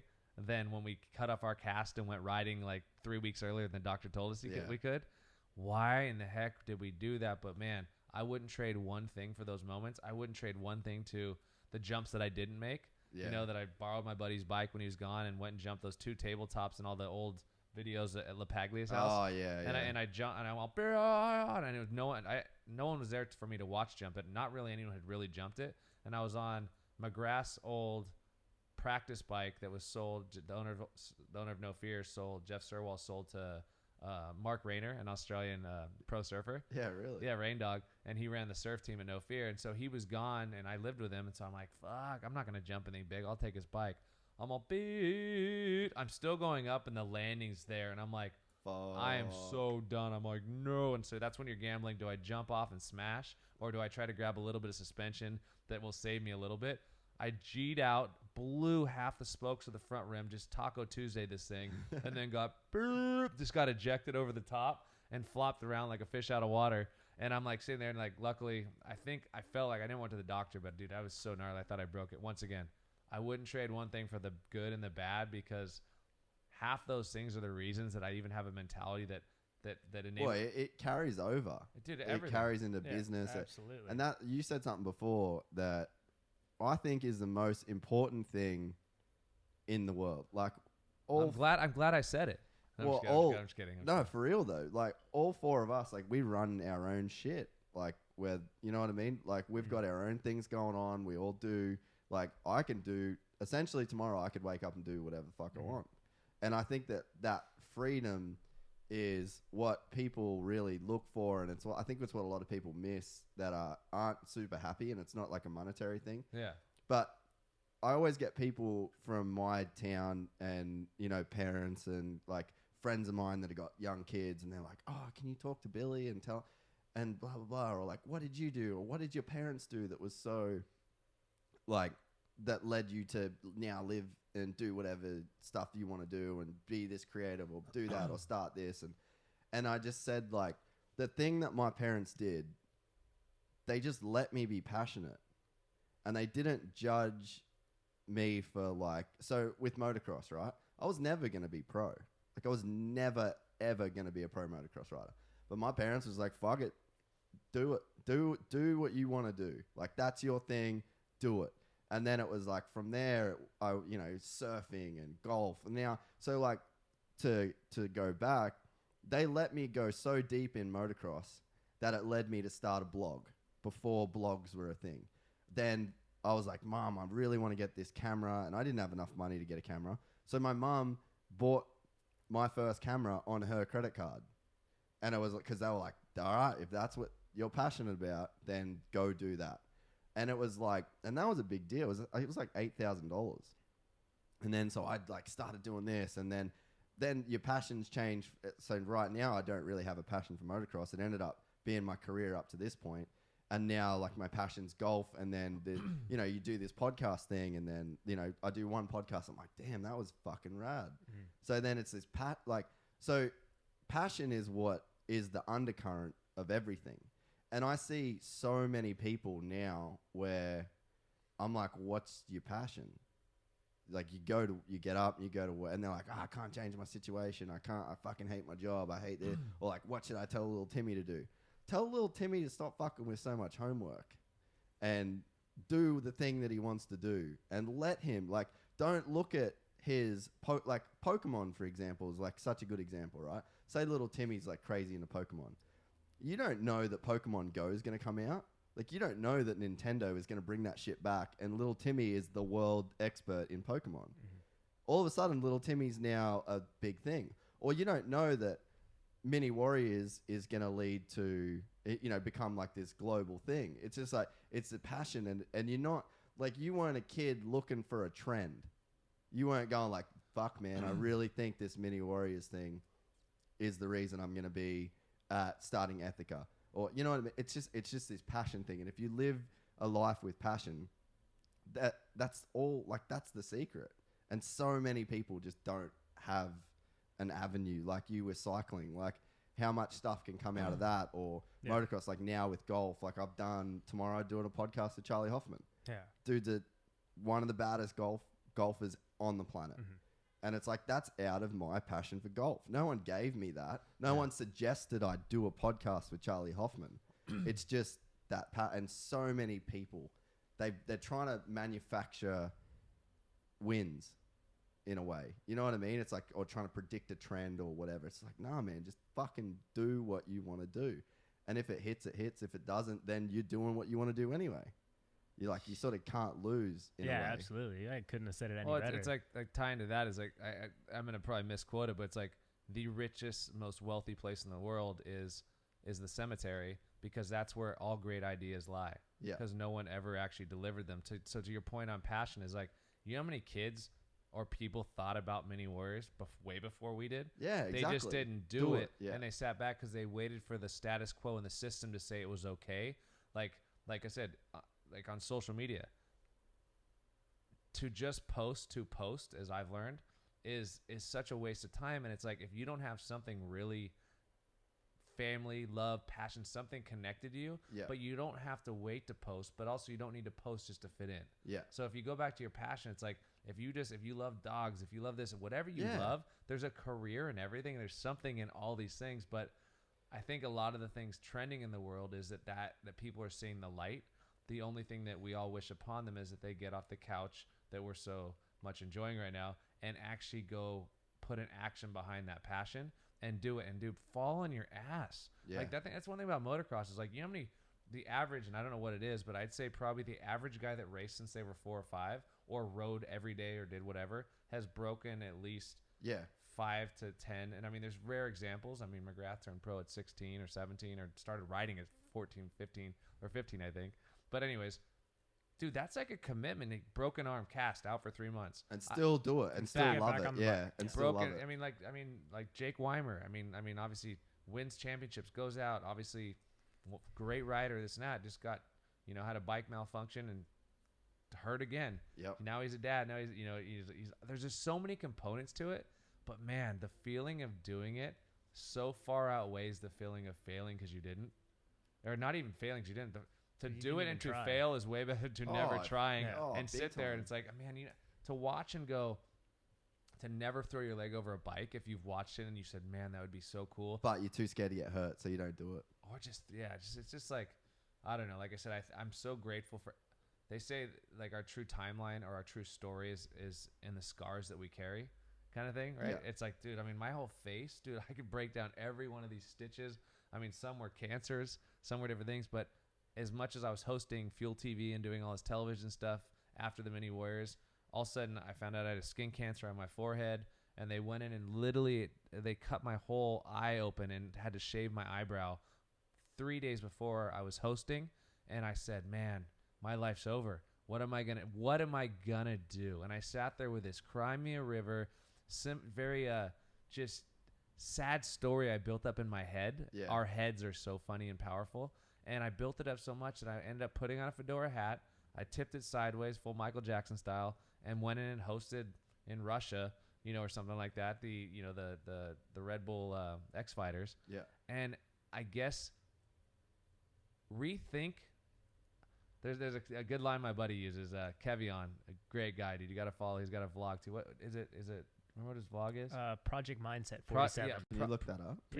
Project Mindset 47. Yeah. So, dude, great guy, motivational speaker. He's been on Drama's podcast, Short Story Long, and basically he's a life coach too, and he's helping out people. But it's just go to like Google, Nick. It's recognize, right? What was it called, Mark? Sorry. Project Mindset 47. There we go. Sweet, we're gonna. There you go. Is it there? It might just be on social media. Oh, Nick, that I don't know why. The you might have to go HDMI stopped working. to. You might have to go to the Instagram account and. You could put his name in there. Yeah, just chuck the program back on the boys. Hey, you could put his name. It's Kevion. Yeah, our screen's just going out for some reason. Oh. Kevion, and the last name is Stirdivant. Stirdivant. Oh, there you go.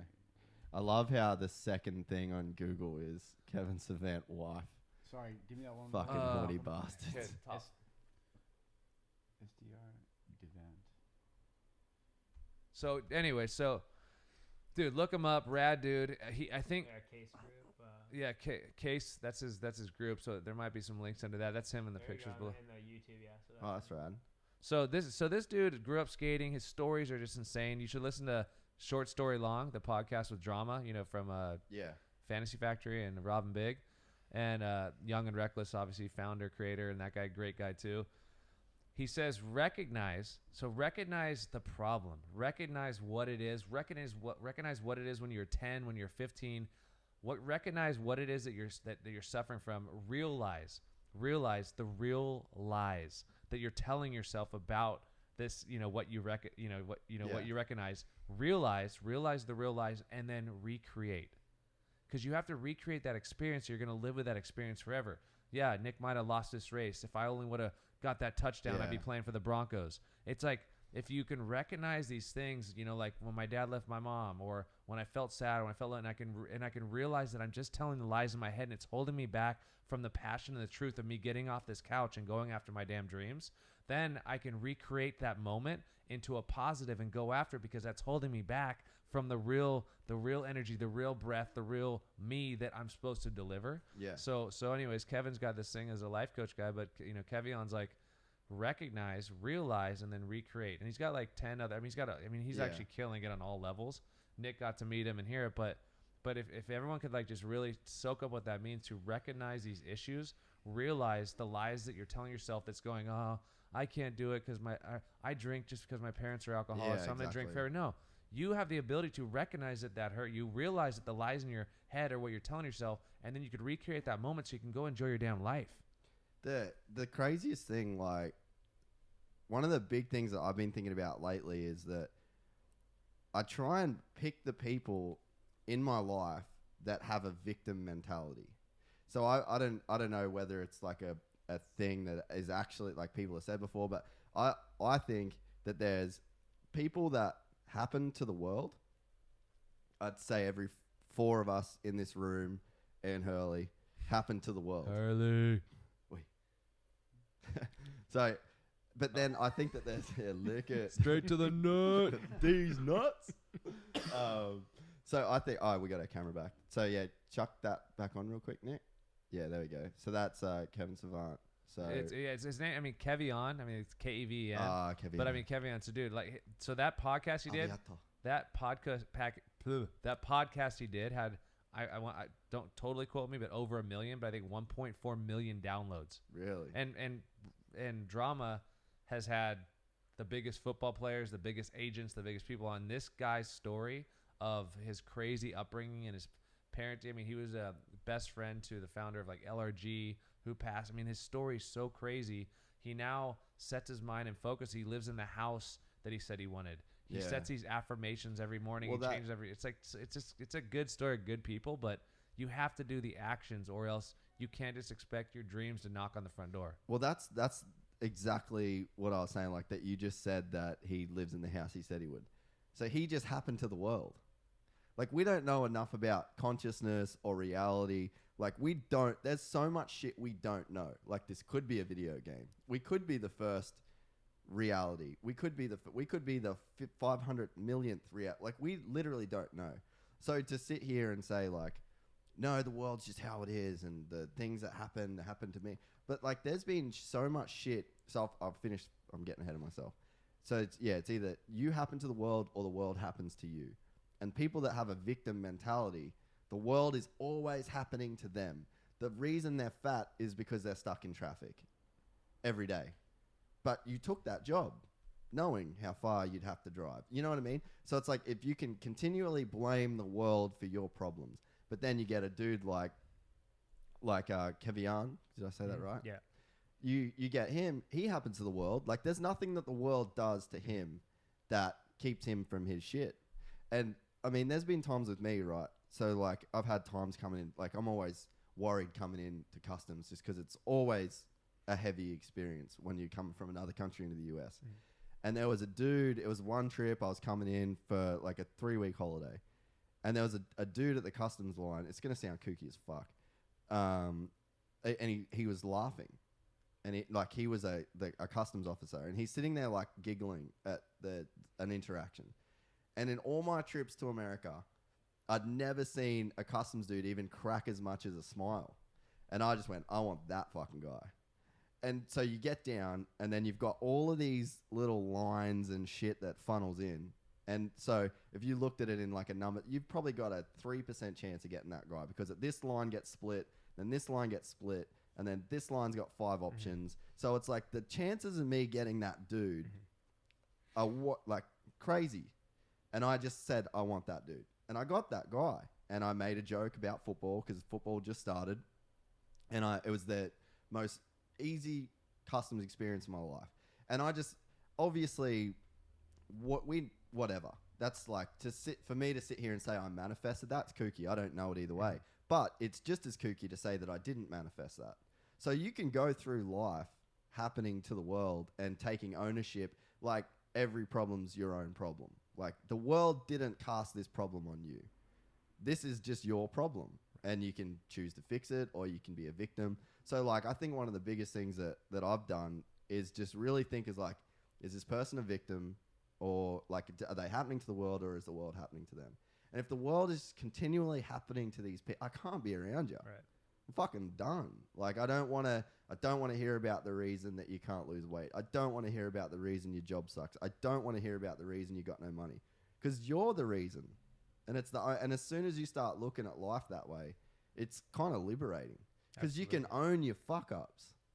And then the other thing too is, like, you see people that get stuck in these ruts, and it sucks. Like, I've been there, but there's been times where I've been killing it, and money was coming in, and shit was good. What are you doing, you motherfucker? You're right.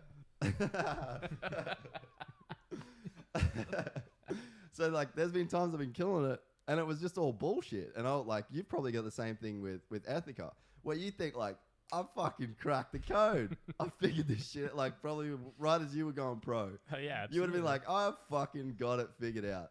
Ethica's killing it. You're hanging with all these people. I've got it figured out. Both of you are sitting here today more enlightened and on a better road than, you know. He was working in my garage shipping, and I think we sold like 25, 30 cents one day. And we were on top of the world that day. Right? Dude, we went out that night. We went to the little Daily Dose and just sent it that night, one of those nights, and just party with this guy who claimed he, like, was Wall Street's freaking founder and this and that. He was just a con artist. Yeah. But he was so funny. We knew he was, and we just went along with it. And I he's just like, think you were he fun. had this. We have pictures we got to pull up at some point and show you.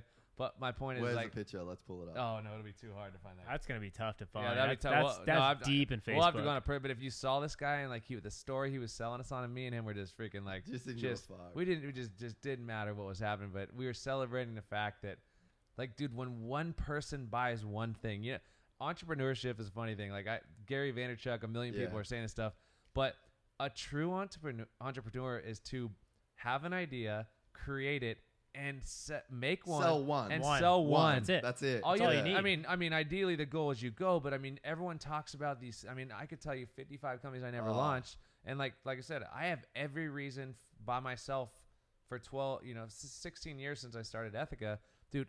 No one backed me. I could work for any company, clothing, because everyone's like, oh, like this underwear thing's ever gonna make it. Yeah. No one cared. And I was watching. Even my, Pastrana laughed, and he's like, well, he kind of says it jokingly, but he's like, I promised him there's going to be all these chicks in exotic islands and girls in like, underwear. Obviously now he's married to a beautiful wife. This is way back.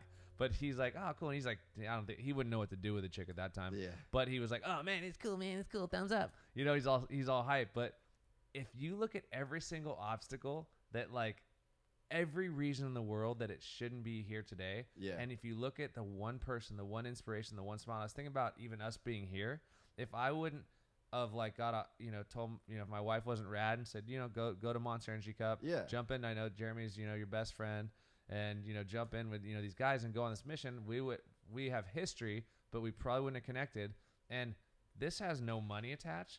If there's 2 or 3 people that I like honestly that watch, 2 or 3 people that watch this, that something we said about recognize, realize, recreate, or something about not judging and this and that, about race, about life, about obstacles, about pressure of parenting, kids, this and that, being isolated, bubbled, and separated. If someone pulls one thing of the 3 to 4 and one person like writes back somewhere and that one thing helped that one person, that is more than what the world needs right now, because if everyone did one, we would have a tipping point, a domino effect that actually could create change and could create people like us that might say, what the fuck? And might have word slang and this and that. We could be judged on that too. But I know where my heart comes from. I know where my passion comes from. Yeah. I don't have any bad intentions behind the words. He was calling me out, not calling me out. He's like, dude, you're like, oh man, we're going to change the world. We're doing this. We're launching Mended. Here's what we're doing. Light Switch Digital. It's going to be crazy, blah, blah, blah. And he's like, and then all of a sudden, like 5 minutes goes by. I'm like, listen, Nick, dude, we got to fucking hit this hard, dude. I'm like, if you drop this right here, we're going to fucking fail. We got to go after this. You understand? This is serious. Yeah. And it's because I'm so serious about what I'm serious about. And if I want to go help someone going through cancer or going through this or going through, I am going to fucking help them. Mm-hmm. And it's because I care that my words don't come from fuck you, unless I'm joking with you. You're fucking. By the way, Sam came in and said to say what up to you, piece of shit cunt over here. Oh, this is Sam Moore text you? Yeah. Fucking love that guy. Oh, I don't know. Here's exactly what he said. I think it's Sam because he hit up both of us. Sam Moore. Oh, yeah. Read it. Sick interview. Tell Malcolm Payne he's a gay cunt for me. Oh, fuck. So, he's one of the better people. He's like a dude. Oh, I love that dude. I mean, honestly, Nick and I are gonna do a project with him, and I don't want to talk about it too much, but the only reason why he's just fucking legend. Exactly. Such a dope That's dude. It. He's a dope dude. He's one of the dudes that like his smile, his charisma, his passion, his heart. I mean, personally, I've told him this, but I think Fist could have a cooler name, and I gave him a couple of things around it that could twist it, and that was just me because I love the dude so much. Brand, and you're like brand. I'm a brand guy. I'm sorry. So it's nothing yeah. negative. Like, first off, killed it, went after it, made something cool, brought together a community. And anyone who's done anything, like I congratulate my 7 buddies that started underwear companies because of me. Yeah. It doesn't matter. There's enough room in the world. But anyways, rad dude. He's a legend. But something about that dude has a charisma that actually has such an unselfish, giving nature that he doesn't like. I mean, I honestly don't see that he's asking in return. Like, he's done little things for me that are just stupid stuff that means so much. Like I said, I'm not a guy that's like, give me a car, give me a boat. Dude, it's more like, give me an honest moment. Yeah. Give me an honest action. Give me an honest something. And that's like buying me a house or taking me on a jet. I mean, like 500 times that, because I don't care about that superficial stuff. Well, it's crazy. It's a genuine. Yeah. And with Sam, it's crazy with him because like you watch, you want it? Yeah. Thing shut off a while ago. Hey, there's only so much time you can go without your phone for you start freaking out. Dude, I'm actually about to. I think because I've got another iPhone in Australia. You going back to pagers? Yeah, dog. Burn a it phone.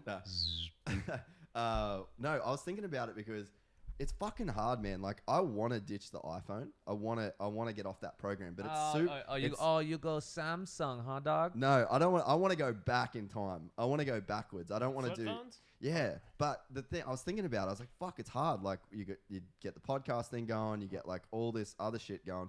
So it's like super hard to actually legitimately ditch it. Yeah. But what I'm gonna do. Hey, he had to make sure his poker face. He's like, "Where's this going?" Hey, hey, Hurley. Lick them nuts, son. He stopped. So like, what I'm thinking is my answer, right? Because like the email thing is like, it's fucking real. I do have to answer emails. The whole, there's a reason to have an iPhone, which sucks. But what I'm thinking I'm gonna do is I'm gonna have a second iPhone, and I'm gonna have one iPhone that stays at home and it's got apps on it. So it's gonna have Instagram, Facebook, Snapchat, all that bullshit. And then my phone that stays with me is only gonna have email, phone, and text, and Spotify. And Spotify. But you know what? Because it's like, it's fucking gnarly right now. Like, you're right. Do you get feel awkward? Do you get the twitch when you think your phone vibrated? Absolutely. And you're like, and you go and you check and you've got no message? That's fucked up. Yeah. That's the world we fucked live up. It's bad though, man. But that's the recognition that we think we need to feel compelled and fulfilled versus actually you have no idea. I'm sorry, many in life, you wish and pray that they have that moment that you said that something led to this, that led to golf, that led to you being good friends with Jeremy Mullets, that led to you guys launching this podcast, that led to, I'm saying the lead to is the raddest thing, but sometimes you're not having fun. Yeah. You might be doing something and not knowing why you're doing it. Once again, you should be making that the best moment of your life, and you have no idea what that lead will step to. That's when you were talking about that. That's a big thing that I think a lot of people have a hard time with, right? Is when you've got no money or when you're in a bad relationship, the better days seem, if you can even get your head around there being a better day, they seem so far away. Absolutely. So like I had an ex-girlfriend, like I was in a serious relationship with her. I never thought that would end, right? And I broke up with her. Was it her Maffy? What's that? Yeah. Chicks with Tell us dicks. the truth. Chicks with dicks. And so I was like, and then when that whole deal was going down, I was like, fuck, this is like, it was the worst thing because I was so sure that there was nothing going to be better. And then you fast forward to like months later, and then the chick I'm with now, 1,000 times better relationship. Yeah. So in the moment, and there's so many things where it's like, and if you use that one example, then you go like, well, fuck, can you ever really have a bad thing happen to you? Right. Because you just don't know what's on the other side. Because it's like you just get these series of left and rights. Left is fucked, right is good. Right. And then all you're doing in life is just left to right, left to right, left. You don't know what comes of it. Right. You know what I mean? So many people think they're breaking the system, but they're really still in the system. And I kind of give this analogy of school. Back in the day, there was the government controlled the things you learned, the different types of courses you could take. They controlled you, and then they put you into the industrial kind of thing to kind of have the jobs and control almost the your life. Some people broke out, but entrepreneurship wasn't the deal. Now everyone's on Facebook, right? Or I'm sorry, everyone's on social media, like you talk about, and they're like, oh, well, look, I'm my own entrepreneur. Look, I got my thing. I'm controlling my stuff. You don't realize that the government and this young intelligent dude called Zuckerberg are actually controlling your algorithm of what you see, when you see it, how you see it, what you see. If you launch a company, if you're now this entrepreneur, you're only controlling so much, but like that's where you have to get crafty. You have to be original. You have to forward think. You have to do a lot of different things. But the school system, old school, is now the social system, and it's still a system because guess what? Everyone in the world knows that we're not robbing a bank right now because we're right here talking about chicks with dicks. Yeah, chicks with dicks. Jeez, that went off topic. Sometimes you got to go off topic, guys. I'm sorry, but you do. I was gonna say something I feel like was halfway smart, and then the chicks with dicks just fucking threw me way out. Oh yeah, he's like, dude, I was gonna be the best writer in the world if you wouldn't have changed the subject, dude. I was gonna tell you I was gonna say it's that poetic justice. It's that poetic justice. Oh, dude, no, you know what it was? The fucking the whole entrepreneur, I fucking hate that term now. It's so watered down. I feel like I'm being on my high horse, but I feel like what entrepreneurship is in 2017 is just you're unemployed with a fucking idea. That's all being an entrepreneur. Everybody, you're the CEO of an idea. Yeah, you're unemployed, but you've got an idea, or you've thought of Uber before Uber, like. You know what I mean? So it's like and that's what when people are like, are you an entrepreneur? And you're like, no, I just work for myself.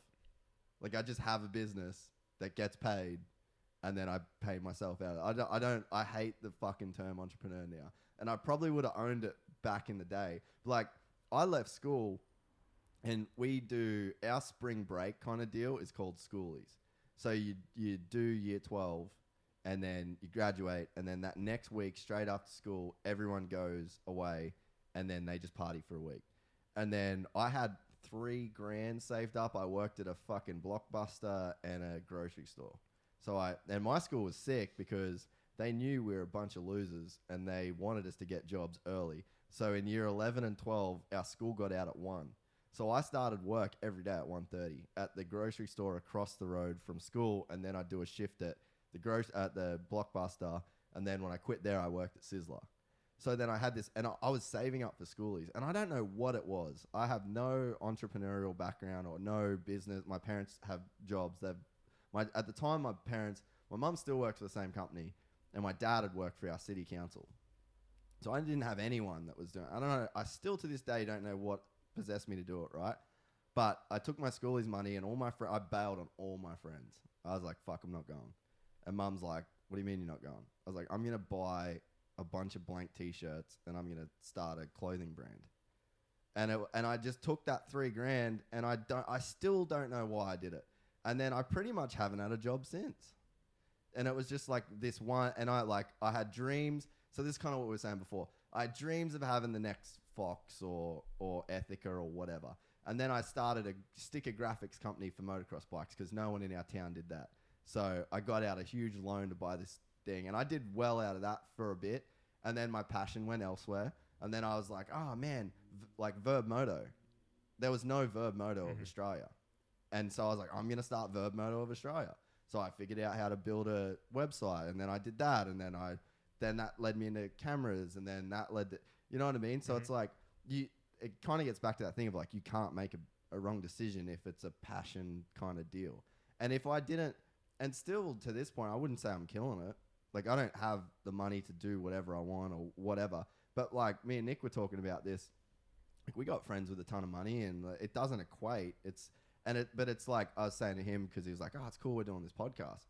I was like, you'll be in it, and you'll be talking, and then once you stop, everyone's like, oh, that was pretty fun. You know what I mean? Like, the camera. And then, so there's a fulfillment that comes from that.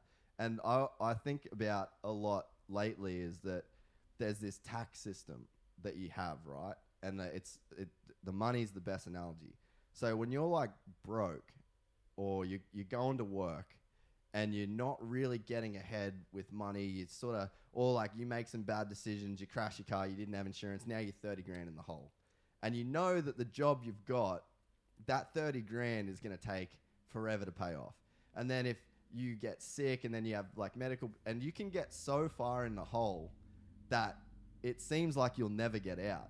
But you can do that with yourself to where, like, say, for me, I always say accounting. That would be my worst thing. I can't fucking count for starters. So being an accountant would literally be my nightmare. So then say I'm an accountant and I just spend like years debt, like in my soul getting debt. And if you don't do things to like offset that debt and get yourself credits, then you're going to get to a point in your life where you can't get out of that hole. And your soul is just completely, it's gone. Right. You've just taxed yourself so hard. So then I like to think about, all right, so with me, with my job, I don't like editing. So when I'm editing, that to me is like accounting. It's taxing my soul. So then I've got to go for a mountain bike ride, or I've got to go for a surf, or I've got to go for golf. So say it's like an hour of editing costs $20 to my soul or my, you know, whatever, my well-being. And then if I go play golf, that credits me $25. So I'm $5 in the green. So you just want to live in the green. And it's not, you don't need to stack up. What's the point if you're in the green by $5? What's the point of being in the green $500,000? It's all the same. You're still in the green. Right. So it's like just if you can just live a life that just keeps you in the green, then that's all you need to do. Right. You know what I mean? But it's like, it's realizing the things, like you said, that realize. You have to realize what puts you in the green and what puts you in the red. And then if you know yourself, like have self-awareness to the point where you're like, this cost me $30, but that makes me 40. So like all of a sudden, if you go to work and you don't like your job and it costs you $40 a day, and then a mountain bike makes you $45 a day in the afternoon, you're fucking on top. Right. It's literally that easy. And it's like, but the problem is with life now is I feel like you just get shit taxing you in so many ways. You get like about $5,000 to $10,000 up on the mountain bike, $5,000 to $10,000 up on the mountain bike ride, and you realize, oh shit, I better get a job. Yeah, but that's the thing. So that's what I'm saying though. I'm rich and broke. So being in the green is just as bad as like super in the green is just about as being super in debt. So like it's the same. Like you just need to hover like just above. Right. Because what's the point? Yeah, once you get so far in the green, you take a year off and you just surf for a year, and then you have to do all this shit that's going to tax you. So you're going to go whoop, whoop, whoop. Yeah. Like, Right. you know what I mean? Yeah. So it's like, just figure it out. Figure out what taxes you, what gives you credit, and then just manage that in life. And it's not a crazy hard formula. And I think that's something that I've been trying to implement lately is like, let's just keep it just in the green. And then you're going to have days where it goes, you spend like a month working or 6 weeks where you do like a super gnarly trip or a project. Right. And then, yeah, you're going to get in the red. Because I'd always want, like, I'd do these trips with work where I'd be away for a long time. And then I come back and I just couldn't fucking work after I got back. I just couldn't get it going. I'd sit at my desk and nothing would happen. And then this was before I had the tax credit system kind of idea in my head.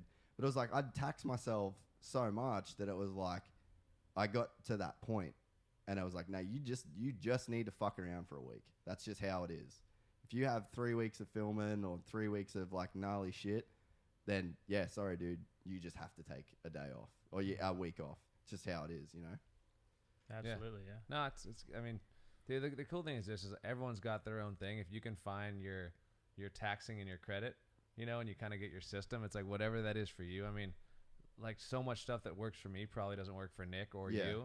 And it's like, but the system overall is like how the cup full, half empty. I mean, it's all scenarios, but if you can recognize, realize, and recreate for yourself what those scenarios are and what those things that are holding you back because you're mentally draining yourself on something that actually is taking all your energy and holding your true potential, you know, from achieving. So it's like I said, I'm a big fan of whatever works for you. And so I always come in with like that similar thing with just openness of like I said, if I really digested you and like on a mix of stuff, I love helping people.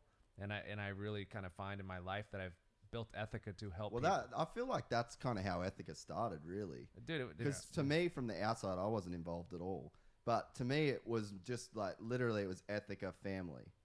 And that seemed like it was just a means to an end to fucking have fun with your friends. Yeah. It wasn't about essentially what it was. Yeah. I mean, and yeah. that's like, and again, we said like that's why shit works. Yeah. It's because it was real. Yeah, exactly. It wasn't this is the trend or this underwear. It has to be this way. Yeah, like you probably picked the hardest fucking thing to sell, underwear. Like Fruit of the Loom. Cock and balls. Yeah, you know what I mean. Like, No, I'm just kidding. No, it was. Like that's a tough sell. You didn't go the easy route on that, and it blew up because from the outside in, it looked like you know, I bought into it. So many people did, Yeah. and I didn't buy into it because of any other reason than like, fuck, that looks fun, like that, and that's like that's why you're a branding dude. That's why you are so good when it comes to branding, is because you understand that it's not about it's for sure not about the product in a lot of way. Like obviously you have to have a good product, but people aren't buying Fox because that's the only gear you can ride a motocross bike in. That's not real. Right.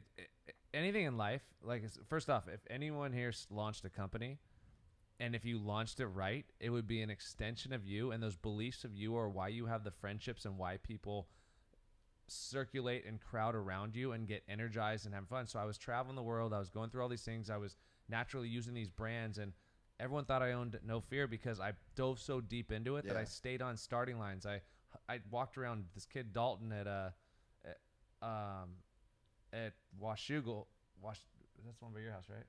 No, Bud's Creek. I mean, sorry, Bud's Creek, that had no arms and no legs. He was like 6 years old. I know exactly what you're talking about. Yeah, a little kid, and he went around a little quad, and I'd pick him up, and I'd just go walk around. I'd take him into Carmichael's because I did not care about anything except for the fact that my heart, my gut, and everything told me to do that. Just wanted to do it. Yeah. I wanted to do it. Ethica was something when the name hit. Dude, I had so many dumb names. If you look back at the Mini Wars videos, there was Forum. That was the first Ethica because I was going to start the underwear in 99. I knew I wanted to make underwear and make something bigger than underwear by building a culture. There was Forum. There were so many dumb names. And I'm sitting there, and all of a sudden, I was watching the movie Road Trip with Tom Green, and they went one of the old time. They went on that savage trip to save the sex tape that got sent to the the University of Ithaca. So they went on that mission to Ithaca, New York, Ithaca. Yeah. And I'm like sitting there and Boston. Huh? Boston, Texas. Remember? Oh yeah, Boston, yeah. and I was sitting there, and I'm like, fuck, dude. I'm like, wow. I'm like, rad friends, good times, the journey of life, the unexpected, all these different things. Ithaca, and I'm like, oh shoot, how do I make it mine? And Ithaca became Ethika, which was dominant, but then ended in A because I wanted to be unisex because I knew I wanted to make men's and women's underwear. And then Ethica was athletics, ethnicity, much like I always voice. I'm really sick and tired of the historical side of racism and all these stupid things. And if we just can start embracing the fact that, these things, so ethnicity, ethics, how we live, how we present ourselves, and then athletics kind of just the Ethica kind of felt into it. And it was athletics symbolized me, not just a sport. It was anyone going after something they were proud of. And then the icon was an arrow through a circle. It's a guy-girl symbol for sexuality. Once again, unisex. I grew up in a crazy home, tons of cousins, like lots of a gnarly upbringing. But the company was an extension of me that I felt in this crazy category. I could do something bigger than a product and make people inspired, make people feel good, give them a family, give them something to gravitate, because I knew that people were out there suffering with losing people, losing families, drugs, this and that, all these different things. And so I realized at a young age, which a life coach is helping me to get through, is that I couldn't find anger, I couldn't find hate. And when he finally got me to find the anger, it was sad because I saw people suffering and dying around me, and I was mad that I couldn't help them at age 4, 5, 6, 7, 8, 9, 10 up. And so Ethica was my way to go out and create this product to help people, to give them that inspiration on something that moms always say. It's like, hey, I see your cool shirt, your V-neck, your tats, your hat, your glasses, your cool headphones, but it's what's inside. It's what's on the inside that counts.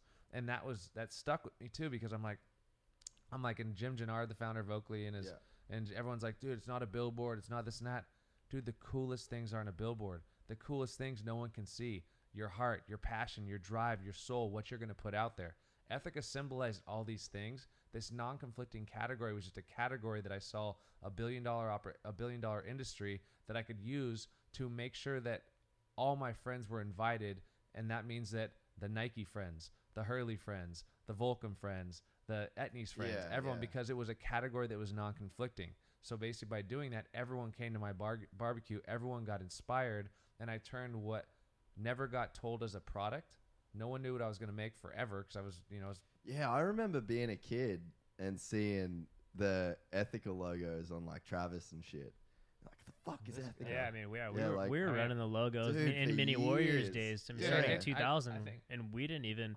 He was sticking them on Millsaps, myself. Millsaps and Drake McElroy and Carrie Hart were on the covers of Racetracks and everything with like Ethica stickers, in like 03. I mean, I know I had 2 Moto Playground covers with Ethicas on there in 2000, 2001, and everyone's what is this? Scheckler won the X Games at age 13 with a Ethica sticker as big as the multi-$100,000 Volcom sticker and Boost Mobile sticker. That's what was always sick to me about the whole Ethica brand, is the fact that I could understand that. I didn't know the economics, but I could understand the economics from Australia as a kid.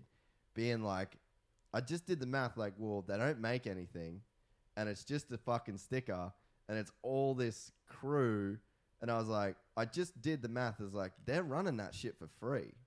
There's no, you know what I mean? Like, no one's getting paid. There's not even a product. So that made me buy into the brand. And I think, obviously, a lot of other people did that math as well. Like, Nick, do you remember seeing Ethica on logos and shit back in the day? I remember it on that Pastrana jersey. Oh, yeah. Yeah, I remember seeing that. So it's like you created something that it was real because genuine. no one's getting paid. Like, again, to have that logo on Sheckler's board at 13 is fucking bank, son.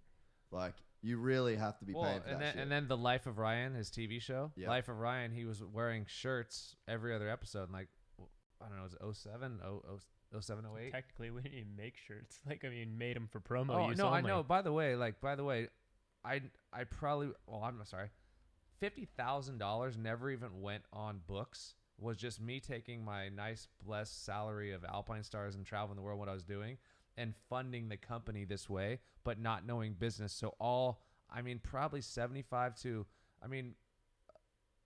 I couldn't even make the products. I was going to Japan back and forth, and Japan kept cross-sewing it, this and that, and you have to wait 3 weeks, 6 weeks, a month. Dude, I'm like sitting there, years go by, and I couldn't get something that made me have that, oh, damn, this is it moment. And my whole thing in my head was, if I gave them to Nick, if I gave them to Sheckler, if I gave them to all my tastemakers, and they actually called me, and I was waiting for this call that said, dude, I got to throw out my Calvin's, dog. This is the jam. Yeah. Dude, I finally got that call later on when I finally lengthened it, giving confidence, giving all these things, which no one was doing, putting fashion and function together. So you basically, my thing was why have to change, but like, why not that have was the first like fashion longer kind of like printed cool prints, banana dicks coming out. Like no one was doing that, and it's so rare in this day and age. Obviously, this was 10 years ago or whatever now, but like even 10 years ago, it was fucking hard to do something that no one had done before. Like crazy hard to do something new.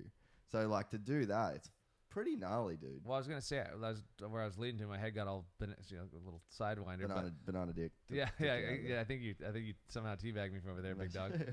So was the fact that I actually was like so frustrated. And I thought I was gonna lose this trademark and lose all this stuff because I was filing it myself. I didn't have Knob, Martin and Bear, the biggest trademark attorney, for a while, which I spent another $60,000 on plus.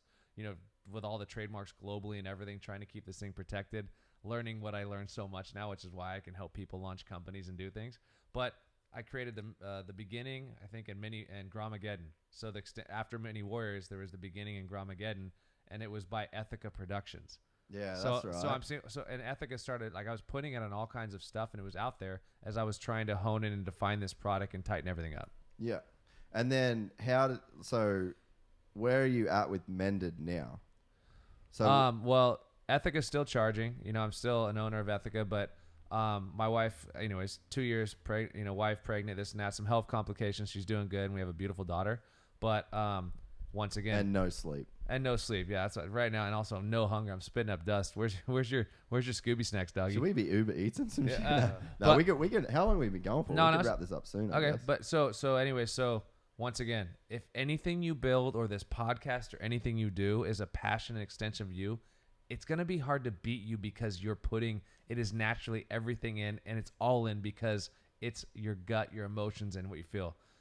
Ethica told you what it meant. Mended came about. Actually, Mitchell Bailey, who's one of my greatest dudes, helped me take Ethica global with designs and everything, one of my best friends. And he said, hey, I told him I was going to launch this kind of like motocross kind of gear line as one of these brands.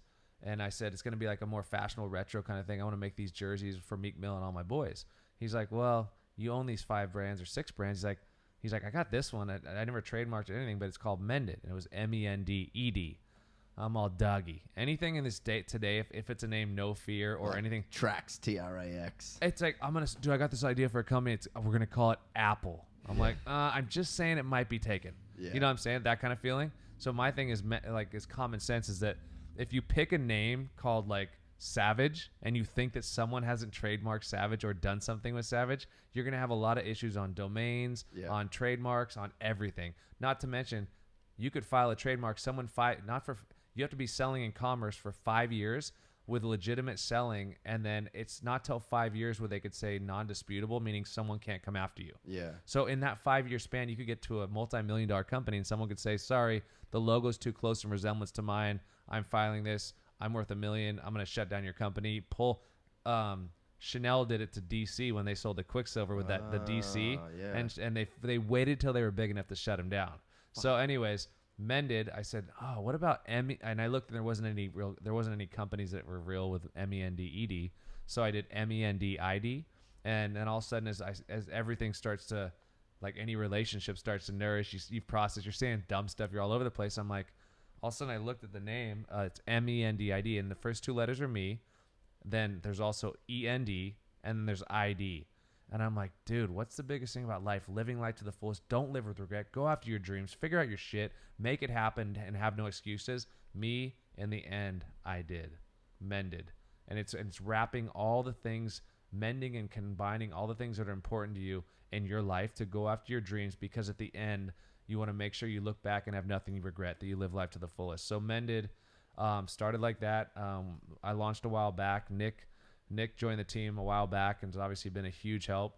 And basically it's going to be an accessory company. But I started because of my roots. I started making gear. Libor Podmall has been rocking gear and winning everything. Libor's the best, and I need to send him some more stuff. But I'm just making stuff because I don't want to be a gear company. I don't want to be all, but I like that cultural side of Mended. I think is my new inner me. The extension that built Ethica is now the extension that is going to go help mend this crazy disruptive world and give tools to do it, give stories of every obscurity that should have me failing and not here and not have built Ethica and not be alive for flipping cars and breaking bones and all these things. Mended will stand for that, and it's how we carry ourselves. So our slogan is how you carry yourself. It's not about what we said. So basically, once again, it's not about one product. It's about a way of feeling, a way of living. And so I'm going to create the same thing I did with Ethica, and I'm going to inspire people to dig and to find out why and who they are, and if they can carry themselves and they can understand that why factor, then they can really realize what their potential is and go after their dreams. Mended is like that. In the end, you look at your kid, you look at your brother, sister, mother, cousin, aunts, nephew, sister's little niece, and you go, I did it. Here's my story. Yeah. So we're building a story for people to build their stories, because it's not about us. It's about people, and I want to hear theirs. And so that's kind of where it's going. So we've developed some pretty cool stuff that is going to be launching officially. We've been selling stuff around the world, but launching officially with a whole new kind of build and a whole new direction. Still around the name and the same movement, just different products that I think will allow people to embrace their journey in unique ways by using these products. Yeah, and I think that's honestly like the reason I wanted you to come on for the first podcast, because I think that the whole podcast thing, it's super weird in a way, because it's like this. I go back and forth. It's like, is it narcissistic to want to like fucking talk live on the internet? Is it you know what I mean? But then I just see. So I have a lot of conversations with people. I'm thinking about this kind of stuff all the time, and it's like, you said it before, it's like, if one person, like, maybe I'm not interesting enough, but if your story is interesting enough, and if you've gone through some shit, you know what I mean, like, you've lived a crazy life, and there's cautionary tales, there's joy in there's so much stuff, and it's like you said before, if it can help one person, then that's all you really need to do. So I think that, yeah, that's honestly, I mean, we've been going back and forth about doing this for a few weeks. Well, since Vegas, really. So, yeah, I'm stoked that you guys are on here for the first one. We'll, what are we up to? Like 30,000 viewers right now. So, I mean, wow. No, we're not. Hey, that was legit though. But you know what though? But dude, props to you for doing that. I know you guys have that rad golf one, and that's like a passion. But I can't wait to see where you take this one, because the fun, the belief, the unselfishness. I mean, having Nick and just friends helping you to do it. It's not a monetary thing. It's not a dollar that's separating. It's a vision. It's a feeling, like I said. And if the thing gets up to, I'd rather have a healthy 1,000 than an unhealthy 50,000. Yeah. I'd rather have a healthy 1,000 followers on Instagram than a healthy 50. I mean, my average like is probably the reality of my 47,000 followers. My average like is like, likes is like, let's just say 300-400.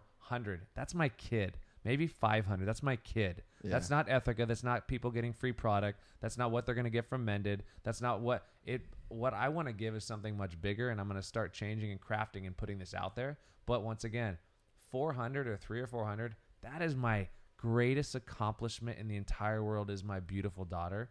And of course, my strong, amazing wife that obviously, brought this joy to my life. There is nothing greater in the entire world. And so when I sit there and there's 300 likes, 47,000 followers, I'm so appreciative for the 300 likes. And because I believe that there's only so many people that can truly, come in and embrace. Like I said, it's like Tiger Woods. He probably has his 300 too. Yeah. And his 300 people that know that he's a good dude, know that he suffered from things, know that he grew through this childhood stardom and all these things, and they'll accept and appreciate. And there's probably really 2 or 3, but I'm saying if you go to the world, how we're all live now and we're taking these things out there. Point is, I'm stoked because Nick has a crazy story. You've got a crazy story. I'm sure if we put Nick on the mic, he's got some crazy stories. Nick's seen some shit. Dude, yes, dude, as long as he didn't die on us, dude, because that was just that cop said. But he's back. He's back. But he's been holding that in for an hour. He hasn't breathed. Dude, but like on behalf of like Nick and myself, like I said, this to me is. If you look and you Google, you'll see I've done nothing of this for 2 years. I could be like, yeah, I built Ethica. Yeah, I'm an owner in Ethica. Yeah, I'm proud. I've got a big team. I've got over 60 people with jobs because of decisions I made. Yeah, 60 people chasing their dreams because of decisions I made. Because of decisions I made, I have an amazing daughter. I've been reconnected with Nick after 10 years. Nick's now helping me accomplish my dreams. But when I tell him, I said, listen, if you help me go, you come with me. When you come with me and you tell me what your vision is, I will take everything, regardless if I have to rip the shirt off my back in Alaska and, freeze for a minute, to suffer for a minute, to get you to yours. And, with your wife and your family and your life, that is what real life is about. That is when you recognize, you realize, and you recreate, and you understand the importance and significance of the simple things. Dude, sitting here for an hour and a half, 2 hours, like you said, I don't know. It's your first podcast on this one. It could be 10 followers. It could be 50. It could be 1. We could have pissed people off. We could have, I didn't know Malcolm. He's like Gary Vaynerchuk and Tony Robbins. He's cursing. It's like, those guys suck too. Everyone sucks. Dude, you know what? I wish that person the best because I'm not for everybody. But I'll tell you one thing. I curse out of passion. I speak out of passion. If I could help the world be a better place and leave, that is my legacy. If my daughter can look and know that her dad actually made steps for stuff he believes in versus conforming to the system and turning into a cog and doing nothing with his life and not breaking bones and jumping in and taking risks and risking whatever it is and even time away from my daughter, which is right now, which is the most valuable thing. So when I look, I reverse engineer the look in her eyes and I know it's time away from her. If it's time away from her, is it time for her? My belief in what you stand for and what's happening right here and why we're sitting here is the reason that I justified being here and not being back, because I believe that you're doing these things for the right reasons. I've wanted to share, and like I said, I had so much damn fun with you on that trip to Vegas. Yeah. And then like I said, Nick, the fun thing is Nick probably belongs maybe down the line like I didn't in Mini Warriors or when I hosted TV or Fuel TV or did MTV Made or all these things I've done. Dude, I was not supposed to be there. But if I didn't make these steps, if I didn't fall on my face, I wouldn't be here. I wouldn't be there. There wouldn't be people wearing Ethica. So I'm the closest thing to your jock. What up? But what ladies. Well, the thing is for me, right? And going back to the followers or whatever, like people won't really look at this. Like my friends will look at it. They might not even watch all of it. I'm literally a better dude when I stop this recording and get up because I now know you. Right. We're a bit closer. Nick now knows both of you guys. Right. We're gonna go get some dinner. You know what I mean? So it's like it's that entrepreneurship thing. If I'm going into this and now I spend the next half hour looking at YouTube analytics and I get bummed because no one watched it, which is the reality. Right. That's not why and that's probably why it could succeed, is because I'm not doing it for that. You get your story out there. Now we're friends. Yeah. Like you're welcome back on this any fucking time you want. Yeah, I appreciate You know what I mean? And it's like, that's really what it's about. And if like you said, if one person gets something from this, like I've got something from this, people don't even need to watch it. Yeah. We're literally better humans now than we were at 3:00 when you guys walked in. Well, hey, how can they message you or is it on Facebook? I'm just curious because like I always say this: if we spend our time, we do this, and we threw a bunch of stuff out there. I'm so stoked when you get that message if someone took something from it, or how you can grow as a host. Well, what's your Instagram? Let's do a little shout out thing. I'll put it in the description as well. Your Instagram. My Instagram is Malcolm, Malcolm. So fucking gangster. It's straight up Malcolm. So how early were you on that fucking bandwagon? I was late, dude. How he did actually you get just it? got it. I got it a little while back. I mean, I'm not, it was Malcolm, X. it was Malcolm _ Ethica. Then Yeah, it became okay. Malcolm _ McCassy.